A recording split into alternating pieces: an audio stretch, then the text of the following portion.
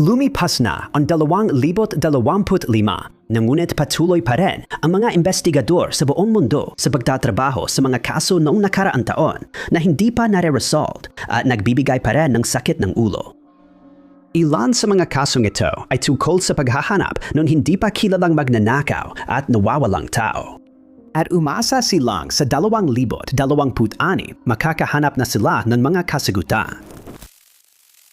Humihingi ng tulong sa publiko ang pulisya sa Philadelphia para mahanap si Dustin Ali, 48 na matagal nang nawawala at hindi makontak ng mga kaibigan at pamilya. Umaasa silang may makapagbibigay ng impormasyon sa kanyang kinaroroonan. Si Dustin, kilala ring Rahman, ay may-ari ng negosyong kontratista sa Philadelphia at tapat na miyembro ng lokal niyang moske.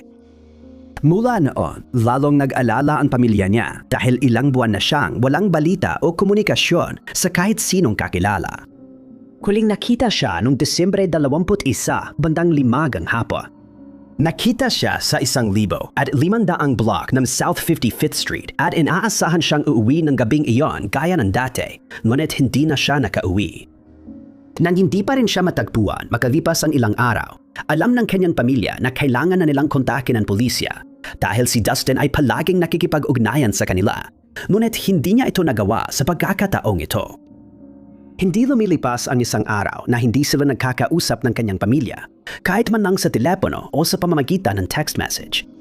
Kaya ang pananahimik ni Dustin nitong mga buwan ay hindi normal para sa kanya. Ayon sa ina niyang si Alberta, nang hindi niya makontak si Dustin ng ilang araw, pinuntahan niya ito sa bahay para tiyakin kung ayos lang siya. Pagdating niya roon, nakita niyang hindi nakakandado ang bahay at nandun ang aso ni Dustin. Nakita niyang naiwan sa bahay ang ID at pitaka ni Dustin, pero dala niya ang telepono. Nandun pa rin lahat ng personal niyang gamit at walang ibang bakas na nakita ang mga investigador. Ayon sa pulisya, wala silang hinalang masama kay Dustin, ngunit hindi nila alam kung saan siya nagpunta o ano ang plano niya. Ang kanyang anak na babae na inilalarawan ng kanyang ama bilang kanyang matalik na kaibigan ay nagsabi sa media na desperado na siyang makakuha ng mga sagot tungkol sa kaso ng kanyang ama. Katatanggap lang din niya kamakailan ng kanyang mga diploma sa pamamagitan ng koreo at sabik siyang ipakita kay Dustin ang kanyang mga naabot. Nakiusap din siya mismo sa kanya, kiniling na kontakin niya ang kanilang pamilya kung makita niya ang mga panawagan nila para sa impormasyon mula sa publiko. Bukod pa rito, labis silang nalulungkot na kailangang ipagdimang ang Kapaskuhan nang wala si Dustin, na hindi kailanman pinalalampas ang pagkakataon na makasama ang kanyang mga kaibigan at pamilya sa panahong iyon ng taon.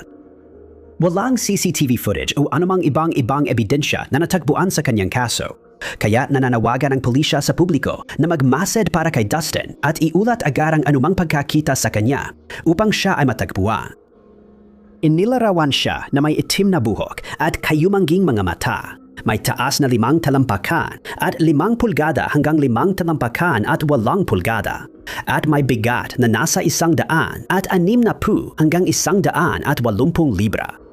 Meron siyang ilang mga tattoo, kabilang ang mga salitang Run Club, 1,934 sa kanyang kaliwang balikat, isang bungo na may mga simbono sa kanyang dibdib, at marami pang tattoo sa bawat isa sa kanyang mga bisig. Nang mawala siya, suot niya umano ang asul na jacket at maong na pantalo. Kung makita ninyo si Dustin o alam ninyo kung saan siya maaring naroroon, hinihikayat kayong makipag-ugnayan sa pulisya ng Philadelphia sa 215-6863-182. Banggitin ang case number ng ahensya na 251-211-418. Ang pangalan ni Dustin bilang MP 153,740. Lumalago ang pag-aalula para sa kalusugan at kapakanan ni Corinne Johansson. 40 taong gulang matapos siyang mawala at magpakita ng kakaibang pag-uugali na hindi rin tiyak ang kanyang estado ng pag-iisip nang umalis siya sa kanilang bahay. Upang mahikayat ang magbibigay ng impormasyon sa kaso ni Corinne, may gantimpalang $1,000 na iniaalok. Halos 6 na buwan matapos siyang mawala, wala pa ring natatanggap na impormasyon. Ang pulisya sa Superior, Wisconsin na bayan ni Corinne ay nag-ulat na noong 5 ng Agosto. 2025 sila ay kinontak ng anak ni Corinne bandang 9:30 ng umaga. at sinabi niya na siya ay nababahala na sa mga kinikilos ng kanyang ina. Sinabi niya na nagsasalita na ito ng mga bagay na walang kabuluhan at nagsimulang maghagis ng mga gamit sa loob ng bahay ng walang malinaw na dahilan. Sa isang pagkakataon, naghubad siya at ayaw nang isuot muli ang kanyang mga damit. Pagdating ng mga pulis, nagulat sila nang buksan ni Coren ang pinto at pagkatapos ng maikling usapan, inibitahan niya silang pumasok. Akala ng ama niya ay masama ang ideya kaya sinabi niya ito, tapos isinara ni Coren ang pinto at di na binuksan. Hinawag ang mga paramedic dahil inisip nilang dumaranas si Coren ng isang episodyong pangkaisipan. Pero hindi siya pumayag magpatingin kahit kinausap siya sa likod ng nakakandadong pinto. Napagpasyahan na walang pisikal na banta sa sinuman sa bahay, kaya nagdesisyon ang mga pulis na huwag pilitin buksan ang pinto. Ngunit hiningi nila sa pamilya ang numero ng cellphone ni Coren, ngunit tumanggi ang pamilya na ibigay ang impormasyong ito. Naghintay pa ang mga investigador sa labas ng bahay kung sakaling kailanganin sila ulit. Pinilit ng ama ni Coren na umalis sila, kaya umalis na lang sila. Pagkatapos, biglang nagiba ang takbo ng kaso kinagabihan. Alas 6:55 ng gabi, inireport ng anak ni Coren sa pulisya na wala na siya sa bahay at hindi matagpuan. Ayon sa pamilya, umalis siya ng bahay bandang alas 3 ng hapon at hindi na bumalik. Napansin na nakaparada pa rin ang kanyang sasakyan, kaya sinuri ang CCTV at nakita si Coren na tumanon mula sa bintana sa ikalawang padapag na huling beses siyang nakita. Ibinigay sa mga pulis ang cellphone number niya pero walang sumagot ng tawagan nila ito. Sa mga sumunod na araw, nakatanggap ang pulisya ng mga ulat na nakita raw siya sa Duluth, Ely, Ashland at iba pang lugar sa Superior, ngunit hindi pa rin siya matagpuan. Noong Agosto 11, sinabi sa pulisya ng mga naghanap na nakita nila ang bote ng gamot na may reseta at debit card ni Coren malapit sa riles ng tren sa North 28 Street. Gumamit din sila ng drone sa paghahanap pero walang naging resulta. Isang hanay ng mga yapak na pinaniniwala ang kay Coren ang natagpuan malapit sa isang access road ng riles ng tren. At noong 17 ng Agosto, natagpuan ang kanyang cellphone malapit sa riles ng tren sa lugar ng Superior High School. Ngunit sa kabila ng mga ginawang paghahanap doon, wala ring natagpuan. Ilang karagdagang paghahanap pa ang isinagawa, ngunit nawawala pa rin si Coren. Inilarawan siya na may kayumanging buhok at berdeng mga mata, may taas na 5 talampakan at 7 pulgada, at may timbang na 130 libra. Ang sinumang nakakita kay Coren o makakatulong sa pulisya na mahanap siya ay hinihikayat na makipag-ugnayan sa Superior Police Department sa 715-557-234. Nagtatag ang pamilya ni Coren ng GoFundMe page. Maaring mag-donate ang gustong tumulong sa paghahanap sa kanya sa link sa ibaba.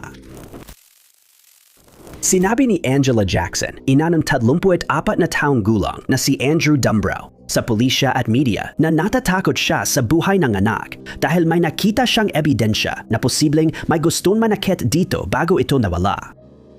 Si Andrew ay mula Windale, isang suburb sa Lake Macquarie, Newcastle area ng New South Wales, Australia. Ang huling nalamang kinaroroonan ni Andrew ay ang Calvary Mater Hospital kung saan siya na-admit matapos mapansing dumaranas siya ng matinding mental na pagdurusa. Isiniwalat ni Angela na may schizophrenia si Andrew at kailangang araw-araw uminom ng gamot sa epilepsy na lalong nagdulot ng pag-aalala sa kalagayan niya. Nagsimula ang kaso nang makaranas ng seizure si Andrew sa bahay at nagsabing hindi maayos ang lagay ng isip niya. Tinawagan ng kanyang kapatid na si Katie ang ambulansya na siya nagdala sa kanya sa nabanggit na ospital. Kasama ni Katie si Andrew sa ospital at di siya iniwan hanggang ma-admit ito. Noon, hirap siyang magsalita at kailangan ng tulong sa pagtayo at pagkain. Akala ng pamilya ni Andrew ay ilang araw siyang mananatili sa ospital pero nagulat sila nang malamang napalabas na siya kinabukasan nang hindi nila alam. Dalong nadismaya ang pamilya nang hilingin ni Angela sa staff ng ospital na huwag muna palabasin si Andrew. Bagamat kinilala ito, hindi rin nila sinunod kalauna. Binigyan siya ng mga dokumento para sa kanyang paglabas at sinabihan na gamitin ang mga papel na yon para sumakay ng bus dahil wala siyang pera para makauwi. Nang suriin ang CCTV footage mula sa ospital, ipinakita nitong lumalabas si Andrew mula sa gusali. Nag-aalala ang pamilya niya sa kalusugan niya dahil nung mawala siya, mataas ang temperatura, wala siyang sapatos at pinaalis siya sa ospital na walang inumin. Ayon sa saksi, nakita raw si Andrew mga 7 milya mula sa ospital sa Warners Bay nung araw ng pagkawala niya. Makikita sa CCTV footage mula sa lugar na iyon na naglalakad si Andrew sa Hillsborough Road papunta sa makapal na damuhan at hindi na siya muling nakita na lumabas mula roon. Hinahanap ng mabuti ang lugar pero walang nakita tungkol kay Andrew. Hindi pa rin nagagalaw ang kanyang bank account mula nang huli siyang makita at hindi pa alam kung saan siya nagpunta matapos pumasok sa damuhan. Dapat tandaan na kailangan ni Andrew uminom ng ilang gamot araw-araw, kaya napakahalaga na siya ay matagpuan sa lalong madaling panahon upang matanggap niya ang gamot at gamutan na kailangan niya. Iniulat ni Angela na nakita niya sa telepono ni Andrew ang video ng lalaking kilala ng pamilya na nakatayo sa ibabaw niya at nagbabantang tatapusin ang kanyang buhay kapag bumalik siya. Naipapala na ang video sa mga investigador pero di pa malinaw kung konektado ito sa pagkawala niya. Inilarawan siya ng kanyang pamilya na may kulay abong buhok at kayumanging mga mata. May taas na nasa pagitan ng 5 talampakan at 4 na pulgada hanggang 5 talampakan at 5 pulgada. May katamtamang pangangatawan at may balbas. Pag-alis niya sa ospital, si Andrew ay nakaitim na sando at berdeng cargo shorts. Kung alam mo kung nasaan si Andrew o maari mong ituro sa pulisya ang tamang direksyon, hinihiling na makipag-ugnayan ka sa Lake Macquarie Police Department sa 0247-228-777 o Crime Stoppers sa 1800-33-0000. Nakakabahala kapag may taon may demensya na misteryosong nawawala dahil madalas silang natatagpuan na litong-lito, balisa at hirap alagaan ang sarili hanggang matagpuan. Naintindihan naman kung bakit nag-aalala ang mga manalapit kay Robert Clay. 78 taong gulang na taga Chesterfield sa Cheshire County, New Hampshire. Para sa kanyang kalagayan dahil hindi na siya nakita o narinig mula pa noong Hunyo ng 2025. Noong gabi ng Hunyo, 23 pinatulog si Robert sa kanilang bahay. Pero kinabukasan ng madaling araw ay nakalabas siya mag-isa at hanggang ngayon ay hindi pa rin alam kung saan siya nagtungo. Hindi ito ang unang beses na nawala siya mula sa kanilang bahay. Ngunit sa mga nagdaang pagkakataon, palagi naman siyang natatagpuan sa emergency room ng ospital o kaya'y nakakabalik sa kanilang bahay mag-isa. Sa una, inakala na ganoon ulit ang mangyayari dahil bumalik si Robert sa kanilang bahay makalipas ang ilang oras matapos siyang makita na naglalakad sa Glebe Road na malapit lang sa kanilang bahay. Kinabukasan, nawala ulit siya at di na bumalik sa kanilang bahay. Iniulat na nawawala si Robert at sa mga sumunod na araw, nagsagawa ng paghahanap ang New Hampshire Fish and Game Department. Gumamit sila ng drone, helicopter, search dog at volunteers para hanapin si Robert sa mga lugar na madalas ning puntahan, pero wala silang nakita. Nahadlangan ang paghahanap dahil sa sobrang taas ng temperatura sa lugar. Dahil walang bagong palatandaan matapos ang 1 linggo, binawasan ang paghahanap. Ilang tagapaghahanap ang naiwan at nagpatuloy sa paghahanap kay Robert, ngunit kinailangan din nilang sumuko nang sa kabila ng kanilang pagsisikap, wala silang natagpuang anumang kapaki-pakinabang.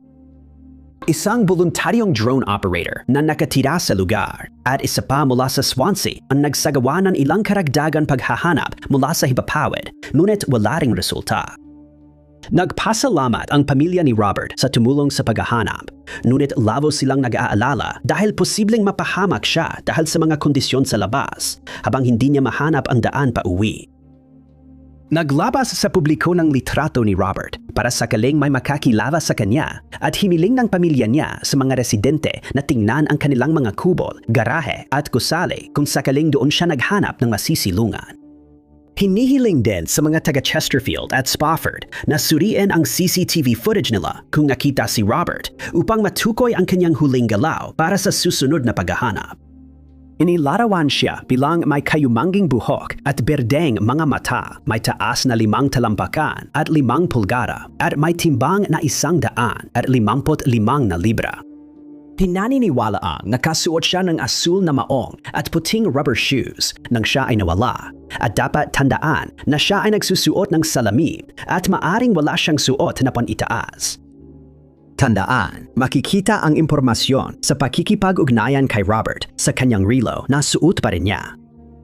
Ang sinumang may impormasyon tungkol sa kanyang kinaroroonan ay hinihiling na makipag-ugnayan sa State Police Dispatch sa 603-271-3361.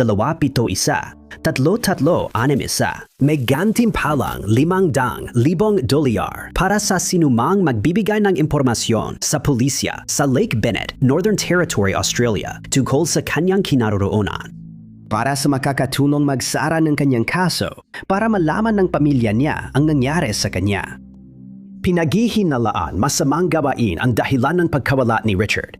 Kaya ang gantimpala ay para sa makakatulong upang mapatunayang nagkasala ang salarin sa kanyang kaso na nagsimula noong Nobyembre 1, 2016. Sabi ng mga saksi, sinabi nila sa pulisya na nakita nila si Richard o kamukha niya na nakatayo malapit sa kanyang madilim na Holden Commodore station wagon sa Chenner Road noong madaling araw ng Nobyembre 2.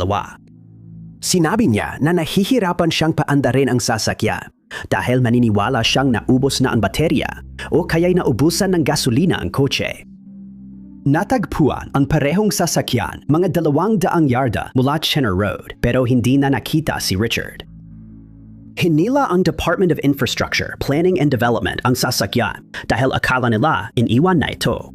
Noong panahong iyon, walang nakakaalam na magiging mahalaga pala ito sa kaso ng nawawalang tao. Nang hindi nakauwi si Richard noong Nobyembre 22, nagpunta ang kanyang ina sa pulisya para mag-report ng pagkawala. Kinailangan niyang banggitin na ilang taon nang gumagamit ng bawal na gamot si Richard na posibleng kaugnay ng kanyang pagkawala. Nanatili siyang hindi gumagamit ng droga sa loob ng halos 8 taon habang siya ay nasa isang relasyon sa ina ng kanyang mga anak. Pero nang pumanaw ang isa sa mga malalapit niyang kaibigan, pumalik siya sa bisyo at ito rin ang naging dahilan ng pagtatapos ng kanilang relasyon. Sa investigasyon, nalaman na nagbenta siya ng ilegal na substansya at naningil ng utang para sa ibang tulak na napakadelikadong gawin. Habang nagyayari ito, si Richard ay laging nakikipag-ugnayan sa kanyang pamilya at nakakausap niya ang kanyang ina kahit isang beses sa isang linggo. Madalas niyang bisitahin ang magulang niya, ngunit huling nakita siya doon noong Oktubre 24 ng taon na iyon. Alam na bandang 10:00 ng gabi noong ika-1 ng Nobyembre, nakita siya na Rebecca King at Leonie Hewitt sa Palmerston. Humingi siya ng pera para sa gasolina at mga 10:08 ng gabi, nagpunta sila sa gasolinahan sa Palmerston kung saan si Leonie ang nagbayad. Pagkatapos, inihatid niya ang 2 babae sa bahay ni Rebecca bago siya umalis gamit ang kanyang sasakyan. At maaring balak niyang magmaneho papunta sa bahay ng isang dealer na nagngangalang Wayne Portel dahil aksidente niyang naiwan ang kanyang telepono tun kanina ng araw na iyon. Ngunit hindi pa rin siya kung ginawa nga niya ito. Sinuri ang sasakyan para sa ebidensya at ibang mga paghahanap ang isinagawa. Ngunit wala namang nahanap na anumang kapakipakinabang na magpapakita kung saan nagpunta si Richard o kung ano ang nangyari sa kanya. Sa isinagawang pagsisiyasat ng korte, malamang patay na siya pero di pa rin tiyak kung biktima siya ng krimen. Ang pamilya ni Richard ay desperadong umaasa na malulutas ang kanyang kaso upang sila ay magkaroon ng katahimikan at nananawagan sila sa publiko para sa anumang bagong mahalagang impormasyon tungkol sa kanyang kaso. Inilarawan siya bilang may ahit na ulo, kayumangging mga mata, may taas na 5 talampakan at 7 pulgada, at may katamtamang pangangatawan. Hinihiling na makipag-ugnayan sa Crime Stoppers Australia sa 1800-333-0000 ang sinumang makakatulong sa kaso. Noong Setyembre noong 1900, unang ipinalabas sa US ang napaka-popular na palabas pambata na Pokemon. At mula noon, lalo lamang sumikat ang prangkisa hindi lang sa mga bata, kundi pati na rin sa mga adultong tagahangganan palabas. Dahil sa kasikatan nito, nagkaroon ng mga pelikula, naglabasan ang mga laruan, inilabas ang mga video game, at naimbento ang mga trading card game. Ang ilan sa mga trading card na ito ay hindi lang napakabihira, kundi napakahalaga rin. Halimbawa, ang Umbreon EX card na may espesyal na ilustrasyon ay naibebenta ng hanggang $11,000. Ang Mega Charizard EX na may espesyal na ilustrasyon ay nagkakahalaga ng $600. Pero may ilang mga card na mas mahal pa kaysa sa mga ito. May ilang Pokemon trading cards na naibenta ng $100,000. May isang particular na card, ang Pikachu Illustrator, na naibenta sa auction noong 2026 sa hindi kapani-paniwalang $72,000. Na siyang world record noong panahong yan. Laging naghahanap ng pinakamabihirang release ang mga tagahanga at collector ng mga card na ito. Ngunit may isang kriminal sa Atlanta, Georgia na piniling ibang paraan para makuha ang mga card na ito. Noong Nobyembre at Disyembre ng 2025, ilang tindahan sa lugar ang nilooban ng isang tao na pagkatapos ay nagnakaw ng pinakamaraming Pokemon card na kaya niya. Ang mga surveillance camera mula sa isa sa mga tindahan sa Kalu na tinatawag na One-Up Games ay nakuhanan ang salarin habang ginagawa ang krimen. Habang ninanakaw niya ang $4,000 na halaga ng paninda. Makikita ang lalaking naka-helmet ng motorsiklo na pumasok sa tindahan at ginamit ang helmet para basagin ang mga display case kung saan nakalagay ang mga card. Pagkatapos, kumuha siya ng maraming card at nilagay sa duffel bag. Ibinunyag ng may-ari na ang ilan sa mga card ay nagkakahalaga ng hanggang $675 bawat isa. Ang may-ari ng isa pang tindahan sa Duluth na tinatawag na Top Card ay nag-ulat sa pulisya na sila ay nanakawan ng mga Pokemon card na nagkakahalaga ng $50,000. Halos kapareho ng una ang surveillance footage mula sa tindahang iyon. Sa pagkakataong ito, narinig ang salarin na tumatakas sakay ng pinaniniwalaan ng mga investigador na isang motorsiklo. Ang may-ari ng catch-catchback cards sa Sewanee ay nag-report sa pulis na may taong bumasag sa bintana ng tindahan at tumakas na may $20,000 hanggang $30,000 na halaga ng baraha. Ang tindahan ng Tag Collects sa Carrollton ay 2 buwan pa lang. Bukas ng ito ay nilooban din noong Disyembre ng 2025. Iniwan ang tindahan na magulo matapos pilitin ng magnanakaw na makapasok at ninakaw ang mga Pokemon cards na nagkakahalaga ng $80,000 hanggang $100,000. Lalong nadagdagan ang sama ng loob dahil sinira pa ng magnanakaw ang sahig at harapang pinto ng tindahan gamit ang tow hitch ball. Kaya kinailangan palitan ng mga ito. Ayon sa may-ari, may ibang card na sobrang bihira at hindi na mapapalitan. Hindi pa tiyak kung magkaugnay ang mga pagnanakaw at kung isang tao ang responsabale. Hiniling ng pulisya na ang may impormasyon ay makipag-ugnayan sa lokal na himpilan para mapanagot sa batas ang responsibale sa pagnanakaw. Ang Louvre Museum na matatagpuan sa Paris, France, ay isa sa mga pinakatanyag at iginagalang na museo sa buong mundo. Kilala ito lalo na dahil dito nakadisplay ang Mona Lisa ni Leonardo da Vinci. Simula noong 1770 at 79, ang painting na iyon ay ipinakita sa silid tulugan ni Napoleon Bonaparte sa loob ng 4 na taon. Mula 1800 hanggang 1804 bago ito ibinalik. Hindi lang sikat at magagandang painting ang nasa museo. Maraming mahalagang artipakto sa museo tulad ng alahas, artipaktong Ehipto, eskultura, antigong kasangkapan at tapiserya. Dahil dito, umaakit ang museo ng daan-daang libong bisita taon-taon. Karamihan ay mahilig sa sining o turistang bumibisita sa lungsod.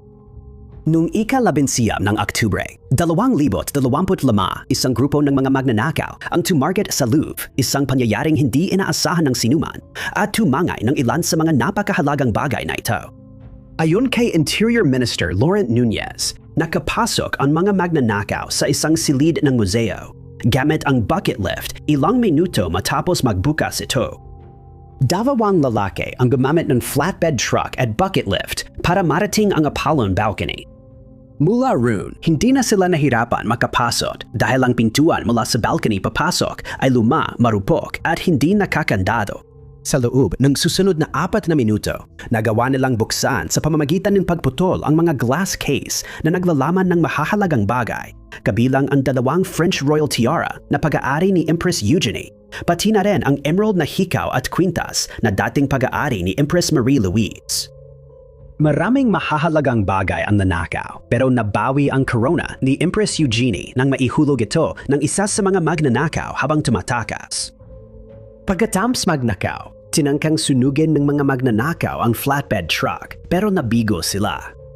Pagkatapos, sumakay sila sa mga scooter at nakatakas sila na may natitirang 30 segundo bago dumating ang mga gwardiya ng museo dahil nagkamali ng liko ang mga gwardiya matapos tumunog ang alarma. Ang gintong korona, may diamante at esmeralda ay nasira bago mabawi pero naibalik na ito sa tamang lugar sa museo. Iniwan ng 2 magnanakaw ang isang helmet na motorsiklo at isang vest na nagsilbing ebidensya ng DNA para sa mga pulis. Ito ay natunton sa isang lalaking tinatawag na Abdullah N na agad namang naaresto. Inaresto si Ayad G habang sasakay na siya ng eroplano pabalik ng Algeria. Isa pang lalaki, si Slimani K, ay nakapila sa isang laro ng football nang siya ay natunton. Sa huli, sinabi ni Rashid H sa pamilya niya ang tungkol sa nakawan dahilan man pagkakahuli niya. Hindi inilabas ang apelyido ng mga lalaki. Nalaman na nagkakilala ang mga salarin sa isang kapitbahayan sa Paris at bumalik doon para silipin ang kanilang nakulimbat sa ilalim ng security camera. Kilala ang 4 na lalaki bilang maliliit na kriminal, kaya't pinaniniwala ang inupahan sila para magnakaw ng mga bagay na nagkakahalaga ng mahigit $100 milyong. Inamin ng mga magnanakaw na inupahan sila ng 2 lalaking may Slavic accent at binayaran ng 15,000 bawat isa para sa pagnanakaw. Tumanggi silang magbigay ng dagdag na impormasyon, kabilang ang lokasyon ng mga ninakaw na bagay, at sinabing binaklas at naibenta na ang mga ito sa black market. Matapos ang insidente, nagbitiw si Lawrence Descartes bilang presidente ng Louvre at nagwelga ang mga empleyado bilang protesta sa mababang seguridad ng museo. Para bigyang pansin ang pagsasaayos ng gusali at humiling ng taas sahod, nahuli na ang 4 na magnanakaw pero hindi pa nababawi ang mga ninakaw. Kung talagang naibenta at pinaghiwa-hiwalay na ang mga ito, malamang hindi na muling makikita ang mga iyon. Ang mga sopistikado at masalimuot na pagnanakaw sa bangko ay karaniwang nakikita lamang sa mga pelikula dahil mas gusto ng mga magnanakaw ng bangko na gawin ang kanilang krimen sa pamamagitan ng pagpasok sa harap na pintuan ng establishmento at tumatakas agad kapag nakuha na nila ang perang pakay nila. Ngunit ibang nangyari noong Pasko 2025 sa Gelsenkirchen, Germany dahil magsagawa ang mga magnanakaw ng isa sa pinakasopistikadong pagnanakaw sa mga dekada. Ang tinutukoy na bangko ay sanggay ng Sparka sa isang parking garage kung saan nagawa ng tinatayang 7 magnanakaw ang kanilang masalimuot na plano. Noong panahong iyon, sarado ang bangko para sa panahon ng Pasko at sinamantala ito ng mga magnanakaw sa pamamagitan ng paggamit ng malaking drill upang gumawa ng butas sa isa sa mga pader ng gusali. Pumasok sila sa silid ng vault sa ilalim ng lupa na may libo-libong safety deposit box ng mga kliyente, hindi lang pera ang laman. 3,000 sa mga kahong ito ang sapilitan binuksan at kinuha ng mga salarin ang mga alahas, ginto, pera at iba pang mahahalagang bagay na tinatayang umabot sa 30 milyong euro o $52 milyong ang kabuuang halaga. Pinaghihinalaan na matagal lang planado ng mga magnanakaw ang pagnanakaw at alam na nila ang layout ng gusali. 5% lang ng safety deposit box ang hindi nagalaw. Marahil dahil ramdam ng magnanakaw na nauubusan na sila ng oras at kailangan ng tumakas. Mas mahaba pa sana ang oras ng mga magnanakaw pero nalaman mang ng pulisya ang pagnanakaw ng tumunog ang fire alarm sa gusali noong Lunes ng umaga, Disyembre 20, kaya noon lang nagsimula ang investigasyon. Ayon sa pulisya, ang karaniwang halaga ng bawat safety deposit box ay nasa $11,700 pero giit ng ilang may-ari, mas mataas pa ang halaga ng laman ng kanilang mga kahon. Sa pagsusuri ng pulisya sa security footage, napansin nila ang itim na Audi RS6 na umalis sa parking garage ng bangko at may ilang nakamaskarang tao sa loob. Kita ang plaka ng kotse pero nang sinubaybayan ito, nalaman nilang ninakaw pala ito sa Hanover, mga 20 milya ang layo. Dahil sa balitang pagnanakaw, nagtipon ang ilang customer ng bangko sa labas para humingi ng paliwanag. May ilan na nagbanta sa ilang empleyado ng bangko, pero napakaalma rin ang mga tao habang iniimbestigahan ng pulis ang gusali at paradahan. Sinulatan ang bawat customer na naapektuhan ng pagnanakaw at binigyan ng hotline para makausap ang staff tungkol sa deposit box na pinasok. Tinatayang 5 hanggang 7 ang sangkot sa pagnanakaw at hindi pa rin sila natutukoy. 4 sa 5 suspect sa pagnanakaw sa Bristol, England ay nahuli ng CCTV habang ang ika-5 ay nasa kustodiya na. Hiniling ng pulisya na makipag-ugnayan sa kanila ang sinumang nakakakilala sa 4 na lalaki. Hindi pa inilalabas sa publiko kung paano nakapasok ang mga magnanakaw sa museo. Inanunsyo lang ang pagnanakaw 3 buwan matapos mangyari habang hinihintay ng pulisya ang listahan ng mga nawawala mula sa museo. Hindi naging madali dahil nadaman din kalauna na mawala ang 500 artipakto mula sa koleksyon ng British Empire at Commonwealth na nakaimbak sa isang pasilidad ng museo sa Cumberland Road. At dahil dito, hindi nakadisplay ang mga bagay noong panahon yan. Pagkatapos ng pagbibilang, natuklasang maraming mahalagang bagay ang nawawala, tulad ng geological specimen, natural history pieces, inukit na garing, pilak at tansong figurine, kwintas, singsing, pulseras, at gamit militar gaya ng medalya, pen at badge. Hindi siniwalat ang halaga ng mga ito, ngunit pinaniniwalaang mataas ito. Marami sa mga bagay na ito ay may malaking kahalagahan sa kultura, hindi lamang sa Britanya, kundi pati na rin sa mga bansa sa buong mundo na bahagi ng Commonwealth. Matapos ang pagnanakaw, pinatibay ang seguridad sa museo at mga storage facility. Ngunit marami ang nagsabing huli na dahil nagawa na ang pinsala. Sa pag-asang may makakakilala sa mga magnanakaw na responsable sa pagnanakaw, inilabas sa publiko ang mga larawan kuha ng CCTV kasama ng mga paglalarawan ng bawat suspect na hinahanap ng mga otoridad. Pinaniniwala ang lahat ng 4 na lalaki ay Caucasian. Ang unang suspect ay matipuno o katamtaman ang katawan, nakasuot ng puting sombrero, itim na jacket, mapusyaw na pantalon at itim na sapatos. Ang ikalawang lalaki ay suot kulay abang hooded jacket, itim na pantalon at sapatos.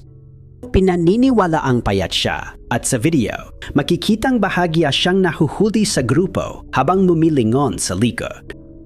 Ang ikatlong suspect ay matipuno ang katawan. Sa video, suot niya ang itim na jacket, berdeng cap, puting sapatos at mapusyaw na shorts. Pinaniniwalaan na karoon siya ng pinsala sa kanyang kanang binti sa isang bahagi ng kanyang buhay dahil makikitang paika-ika siyang maglakad sa bahaging iyon matapos ang pagnanakaw. Penghuli, ang ika-4 na suspect ay naka-orange at itim na windbreaker, itim na pantalon at puting sapatos. Malaki ang pangangatawan niya at dahil sa posisyon ng security camera, nalaman na meron siyang malaking kalbang bahagi sa tuktok ng kanyang ulo. Sa ngayon, isang 41 taong gulang na lalaki ang inaresto. Ngunit dapat tandaan na siya ay naaresto dahil sa hinalang pagtanggap ng mga nakaw na gamit at hindi dahil sa direktang pagkakasangkot sa pagnanakaw. Isang nakakalitong detalye sa kasong ito ay kung paano nagawang dalhin ng 4 na lalaki ang 600 artipakto na ninakaw dahil ipinapakita sa footage na naglalakad lang sila sa kalsada nang walang mga duffel bag, lalagyan o anumang bagay na makakatulong sana sa kanila na ilabas ang mga gamit mula sa pinangyarihan.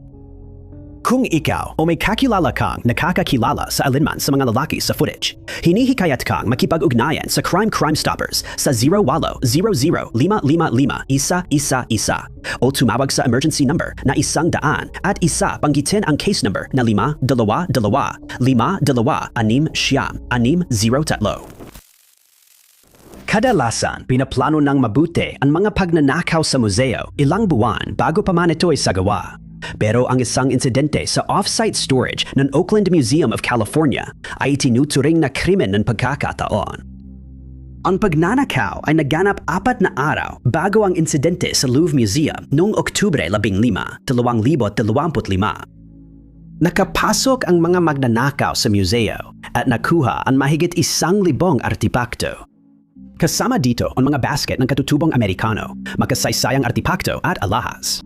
Malinaw na interesado ang mga magnanakaw sa anumang mahalaga, kaya ilang laptop ang kinuha sa gusali. Kasama sa iba pang ninakaw ang mga memorabilia ng militar, political pen, mga artipaktong scrimshaw, at iba pang mahahalagang artipakto na maaring di na mapalita. Naganap ang pagnanakaw noong gabi ng Oktubre 15, ngunit natuklasan lang ito kinabukasan ng umaga. Nang dumating ang mga tauhan ng museo sa hiwalay na pasilidad ng imbakan, agad nang napansin na may mali at maraming mga bagay na nakaimbak doon ang nawawala. Lalong lumala ang sitwasyon dahil halos 1,000 bagay ang nabala, habang daan-daan libong piraso ang nanatiling di nagalaw. Hindi sinabi ng autoridad ang halaga ng mga artipakto, ngunit malaki ra ang pagkalugi ng museo. Umabot ng ilang linggo bago natukoy ang eksaktong mga bagay na ninakaw, kaya nagkaroon ng malaking pagkaantada sa pagitan ng mismong pagnanakaw at sa paglalabas ng balita tungkol dito sa publiko. Sinabihan na ang mga broker ng insurance tungkol sa mga nawawala at natukoy nila ang halaga ng mga ninakaw na artipakto. Umasa sila mababawi pa ang ilang bagay bago ito maibenta ng magnanakaw. Ang pinakamahahalagang piraso ay koleksyon ng mga basket na hinabi ng katutubong tribo sa Hilagang California. Pinayuhan ng pulisya ang mga pawn shop sa lugar at buong bansa na magbantay sakaling subukang ibenta ito ng mga salarin, imbes na dumaan sa black market. Kasama rin dito ang koleksyon ng alahas na bato at metal ng isang kilalang artistang taga California at ilang artipaktong scrimshaw na inukit sa gare. Sinabi ng direktor at CEO ng museo si Lori Fogarty sa media na labis na nalungkot ang mga empleyado ng museo sa pagkawala ng mga bagay na ito. Ngunit idinagdag niya na ang pinakanaramdaman nilang pagkawala ay ang mga basket ng katutubong Amerikano. Ang mga basket na iyon ay mula pa noong mga unang taon ng 1900 at kahangahangang tumagal ang mga ito ng ganito katagal. Ngayon ay kinakatakutan na baka hindi maintindihan ng mga magnanakaw ang halaga ng mga pirasong ito, na baka sirain pa nila ang mga ito imbes na ibalik sa museo kung saan nararapat ang mga ito. Hindi ito unang beses na target ang museo ng Oakland.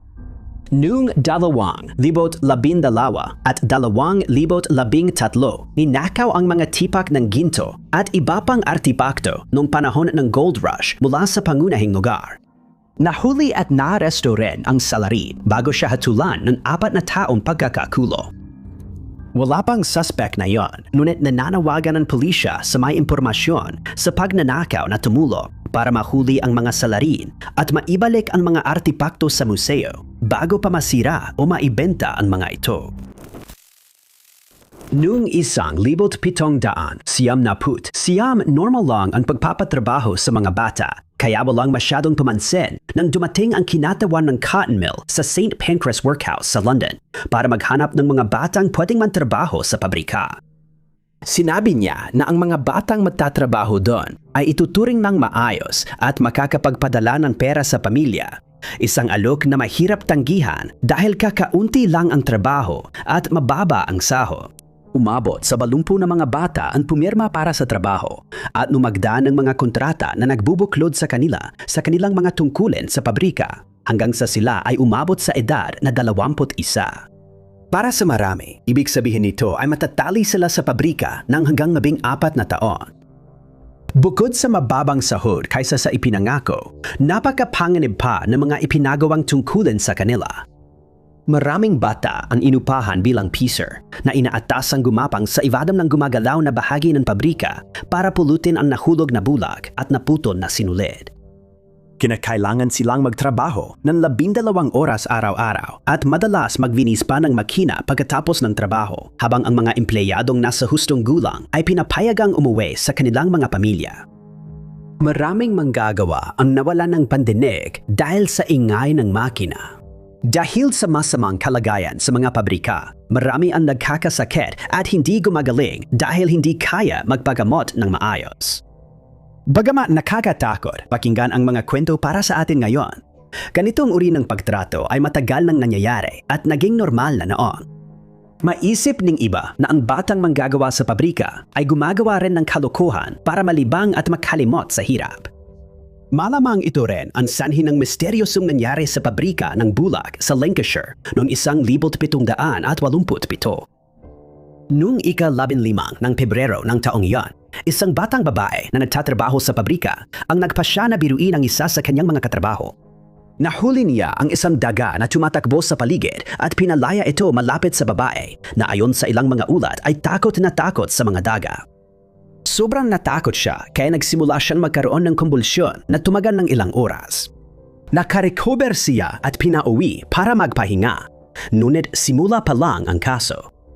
3 empleyado pa ang nagkaroon ng parehong kumbulsyon, kinabukasan ng walang malinaw na dahilan. Kinabukasan, 6 pa ulit ang nagkakumbulsyon. Hindi sigurado kung ano ang gagawin. Ipinasara ng mga may-ari ng gilingan ang negosyo nang magsimulang maghinala ang mga tao sa lugar na may masama raw na nangyayari sa gilingan. Ipinatawag si Dr. William St. Clair sa gilingan at nagulat siya nang makita ang 24 na tao na may kumbulsyon. Ang lalong nagpakakaiba sa kaso nito ay ang katotohanang hindi bababa sa 5 sa mga naapektuhan ay nagtatrabaho sa isang pabrika na 5 milya ang layo, ngunit pareho pa rin silang nagkaroon ng parehong mga sintomas. Nakontrol niya ang sitwasyon sa pagpakalma sa mga pasyente at napagpasyahan niyang may hysteria o matinding pagkabalisa sila. Hindi pa rin malinaw ang kaso at hanggang ngayon ay di natin alam kung paano naipasa ang reaksyon ng babae sa biro sa hindi bababa sa 30 tao kahit yung iba ay di alam ang unang insidente. Ang ekspedisyon ni na Kapitan Meriwether Lewis at Teniente William Clark ay isinagawa upang tuklasin ang Louisiana Purchase pati na rin ang Pacific Northwest. Sa ekspedisyong ito, naglakbay ang humigit kumulang 50 lalaki sa layong humigit kumulang 8,000 milya mula St. Louis, Missouri hanggang Pacific Ocean at pabalik gamit ang Ilog, Missouri. Habang naglalakbay, gumawa sila ng mga tala tungkol sa iba't ibang hayop at halaman na matatagpuan sa mga lugar na ito, pati na rin ang mga detalye tungkol sa mga katutubong naninirahan na kanilang nakasalamuha. Ang paglalakbay ay nagresulta sa pagkakatuklas ng maraming iba't ibang halaman at hayop. Ngunit mang matapos ito, 8 bagong halaman at 12 hayop ang naitala. Kabilang na ang grizzly bear at prairie dog. Habang nasa ilang, hindi kinapos ng pagkain o tubig ang grupo dahil madalas silang makatagpo ng malalaking kawan ng bison at nadaragdagan pa ng mga ligaw na berry at ugat ang kanilang pagkain. Sa loob ng 2 taon, nagkaroon ng mahihirap na panahon dahil may mga nagkasakit ng dysenteriya, nakagat ng garapata at nasaktan. Pero lahat ay ligtas na kauwi maliban sa isang lalaking hindi nakabalik dahil sa appendicitis. Ayon sa mga ulat, naging matagumpay ang ekspedisyon dahil nakipag-ugnayan ang grupo sa ilang katutubong tribo at nagsimula ng diplomatikong relasyon sa mga pinuno nila. May isang insidente na nagdulot ng pagkalito sa grupo na hindi pa rin napapaliwanag hanggang ngayon. Noong ika-4 ng Hulyo, 1,800 at 5 bitbit nila ang kanilang mga bangka at mga gamit sa lugar ng Great Falls at nagpasya silang ipagdiwang ang petsa sa pamamagitan ng isang salusalo at sayawan mamayang gabi. Pagdating nila, napansin ng mga lalaki ang kakaibang ingay na ayon sa journal ni Lewis ay galing Hilagang Kanluran. Sinabi niyang parang tunog ng 6 na librang kanyon ang narinig nila, kahit di nila makita saan galing. Sa una, nang sabihin sa kanya ng ilan sa mga lalaki ang tungkol sa ingay, inakala niyang marahil ay kulog lang yun sa malayo. Ngunit nang pinakinggan niya ito ng mabuti, sumang-ayon siya na parang tunog nga ito ng kanyon na pinapaputok. Nagdesisyon siyang tumigil ng halos 1 oras sa kapatagan matapos marinig muli ang tunog ng 2 beses.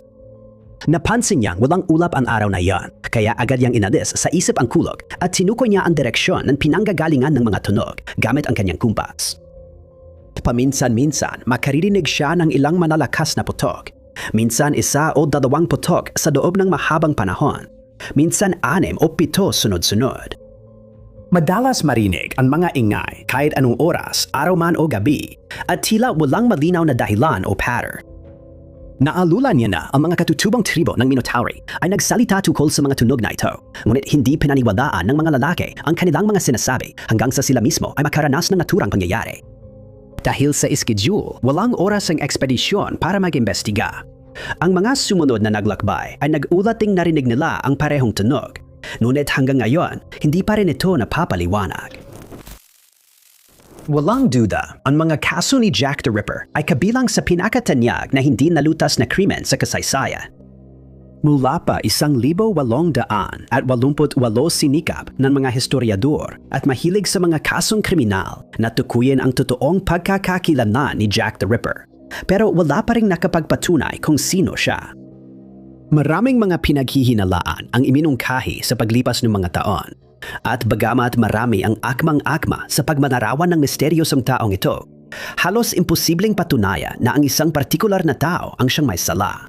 Hindi lang dahil matagal na itong nangyari, kundi dahil kulang din sa ebidensya at saksi. Inibarawan ng mga saksi ang may sala na may taas na 5 talampakan at 6 na pulgada at may kagalang-galang na itsura. Sinabi rin nilang siya ay 30 hanggang 40 taong gulang, may maliit na kayumangging bigote at nakasuot ng madilim na Amerikana at deerstalker o bowler na sombrero. Maraming saksi ang naniwala na malamang siya ay isang doktor o mula sa katulad na propesyon at maraming historiador ang sumasang-ayon sa teoryang ito dahil sa paraan ng pagkakagawa ng mga krimen. Ang lalaking minsang pinagsuspetsahan ay si Thomas Cutbush na kilala bilang kakaiba at marahas ang ugali. Noong panahon ng mga krimen ni Ripper, madalas siyang makita sa Whitechapel, silangang London, kahit nakatira siya sa Kennington sa timog ng lungsod. Siya ay nagtatrabaho bilang isang clerk at nang magsimula ang mga krimen ni Ripper, nagsimulang makaranas ng mga problema sa pag-iisip si Cutbush. Minsan, nakikita siyang umuwi matapos magpagala-gala sa mga kalye buong gabi. At ilang mga saksi ang nakakita na ang kanyang mga damit ay nababalutan ng putik o kaya may mga bakas ng likidong galing sa katawan. Sa isang pagkakataon, nagsimula siyang mag-akusa na sinusubukan siyang lasunin ng kanyang doktor. Pagkatapos humingi ng tulong sa abogado, nagbago siya ng isip dahil inisip niyang may balak din ito laban sa kanya. Naging malinal na nangganganib ang kanyang katinuan kaya nagpunta siya sa klinika sa Lambeth, ngunit nakatakas dahil sa di nagbantay na tagapag-alaga. Tinakpan niya ang mukha ng putik para magtago, saka marahas na inatake ang isang babae sa hating gabi. Naaresto siya dahil sa salaysay ng isang saksi tungkol sa insidente, ngunit hindi siya maaring ikulong dahil napatunayan na siya ay baliw. Dinala siya sa Broadmoor Lunatic Asylum kung saan sabi ng mga gwardiya tila tuliro siya at hindi maintindihan. Patuloy siyang nagsasalita tungkol sa sabwatan laban sa kanya at minsan tumatanging kumain dahil sa hinalang may ginawa sa pagkain niya. Nagbanda siya sa marami sa iba pang mga pasyente at minsan inatake ang isang gwardiya nang walang dahilan. Pagkatautos ng pagbisita ng kanyang ina noong Abril ng 1900 at 3 sinubukan itong halikan siya bilang pamamaalam, ngunit agad na sinubukan ni Cutbush na kagatin siya at pagkatapos ay nagbitiw ng sunod-sunod na pagbabanta laban sa kanya nang walang dahilan. Matagal siyang pinaginalaan bilang si Jack the Ripper dahil tugma siya sa paglalarawan at tumigil ang mga krimen nang ipadala siya sa pasilidad. Ayon sa maraming historiador, hindi siya kinasuhan dahil pamangkin siya ni Superintendente Henry Cutbush at maaring makasira ito sa karera nito. Ang teoryang ito, siyempre, ay hindi kailanman napatunayan. At kahit na maaring hindi natin malaman kung sino talaga si Jack the Ripper, si Cutbush ay tiyak na isang mahusay na suspect. Ang Plastek ay isang Jacobean na mansyon ng pamilya na itinayo para kay Sir John Trevor noong 1610 sa Flintshire, Hilagang Wales. Nanatili si Trevor sa bahay hanggang sa kanyang pagpanaw, 19 na taon ang lumipas. At matapos mamatay si Lady Margaret Trevor noong 1600 at 43, walang tumira rito sa English Civil War. Noong panahong iyon, 2 beses sinalakay ang gusali at ilang dekada matapos, ginawang hukuman ito. Walang tumira sa bahay hanggang sa simula ni ika-20 siglo nang muling angkinin ito ng pamilya Trevor. At noong ikalawang digmaang pandaigdig, ginawang kampo ng mga sundalo. Pagkatapos ng digmaan, ibinenta ito sa kumpanyang nagsasagawa ng subasta at ginawang imbakan, kaya agad itong nasira. Noong 1950 iminungkahi na gibain ang gusali dahil ito ay naging delikado, ngunit hindi ito natuloy. At noong 1980 binili ito ni Cornelia Bailey na siya ring nagpaayos nito. Sa paglipas ng mga taon, dahil sa mga kakaibang pangyayari at mga pagpapakitang naganap doon, masama na ang reputasyon nito at iniisip ng marami na nagsimula ito sa anak ni Trevor na si Dorothy. Nagmahal siya sa anak ng magsasaka, ngunit hindi pumayag ang kanyang mga magulang dahil sa mababang katayuan nito. Ipinagbawal ng kanyang mga magulang na makita niyang muli ang binata, ngunit nagkita pa rin sila ng palihim at nagpasya silang magtanan. Ilang araw nang dinadala ni Dorothy ang mga piraso ng alahas sa hardin at nilalagay sa kahong inilibing niya sa tabi ng balon. Sa wakas, sa gabi, bago ang araw na balak ng magkasintahan na tumakas, bumaba siya sa hardin para kunin ang mga alahas na magsisilbing pambayad sa kanilang kasal. Nadulas siya at nahulog sa balon. Hanggang ngayon, sabi ng mga residente, naririnig pa rin nila ang kanyang espiritu naglalakad sa kahabaan ng 500 at 41 malapit sa mansyon. Sa ilang pagkakataon, kumihinto ang mga driver kapag napagtanto nilang may nabangga silang tao gamit ang kanilang sasakyan. Ngunit matutuklasan nilang bigla na lang nawala ang taong iyon sa hindi maipaliwanag na dahilan. Ang binatang hindi kailanman nakaalam sa sinapit ni Dorothy at naniwalang iniwan lang siya nito ay sinasabing minsang naglalakad pa rin sa lugar kahit matagal na siyang pumanaw, ilang siglo na ang lumipas. May mga saksi na nagsabing nakita nila ang espiritu ni Elizabeth Frances Trevor Roper na nakaranas ng trahedya. Nagmahal siya sa lalaki, ngunit gusto ng pamilya niya ng duelo para malaman kung dapat siyang pakasalan ng lalaki o ng iba. Natalo ang lalaking minahal niya sa duelo at madalas siyang nakikitang hinahabol ang di mapakaling espiritu ni Elizabeth habang hawak ang sugat sa balikat. Sinasabing paunit-ulit na nangyayari ang tagpong ito, kaya marami ang naniniwala sa mga sabi-sabing minumulto ang mansyon. May iba pang espiritu raw na naninirahan sa bahay. Si Hughes Jeffries na naglingkod sa korte ay nakita raw naglalakad sa ari-arian dahil hindi mapakali ang kanyang espiritu sa konsensya. May ilang bisitang nagsabing naririnig nila ang iyak ng lalaki na pinaniniwala ang espiritu ni John Trevor ang ika-5 na nanirahan sa bahay noong kalagitnaan ng ika-18 siglo. Ayon sa ilan, hanggang 15 espiritu ang makikita sa mga bulwagan at paligid ng bahay. At ngayon ito ay nagsisilbing isang haunted attraction para sa mga naglalakas loob na bumisita. Noong digmaan, naulat na may mga sundalo at sibilyang nakakita ng di may paliwanag na kakaibang ilaw sa langit. Isang insidente sa hangganan ng Afghanistan at Pakistan noong 2020 ang halos nag-alis ng pagdududa sa mga ufologist na may sasakyang mula sa ibang planeta noong digmaan sa Afghanistan.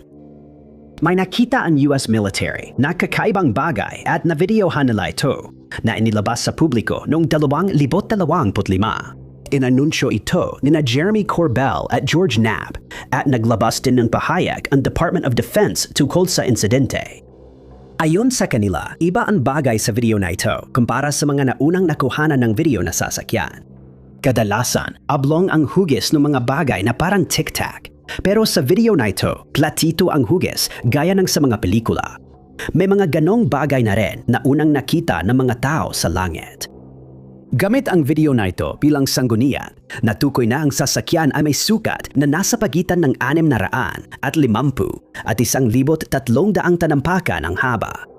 Ang daan na ito ay pagtatantya lang dahil gumagalaw ang bagay sa loob at labas ng ulap sa video, kaya mahirap matukoy ang eksaktong sukat.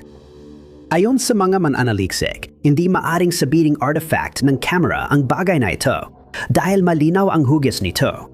Naniniwala rin sila rito ang kakayahan nitong gumalaw ng mabilis, magpalit ng direksyon sa matulis na anggulo at biglang umatras ay nagpapakita na mas advanced ito kaysa alinmang sasakyang panghimpapawid sa mundo. Gumugo ng halos 2 taon ang mga eksperto sa pag-aaral ng footage at naniniwala silang totoo ito. Ipinadala rin ang pelikula sa ibang mananaliksik na sumang-ayon sa opinyon nila. Sunod, kinausap nila ang mga opisyal ng gobyerno sa UFO programs na nagkumpirmang tunay ang footage.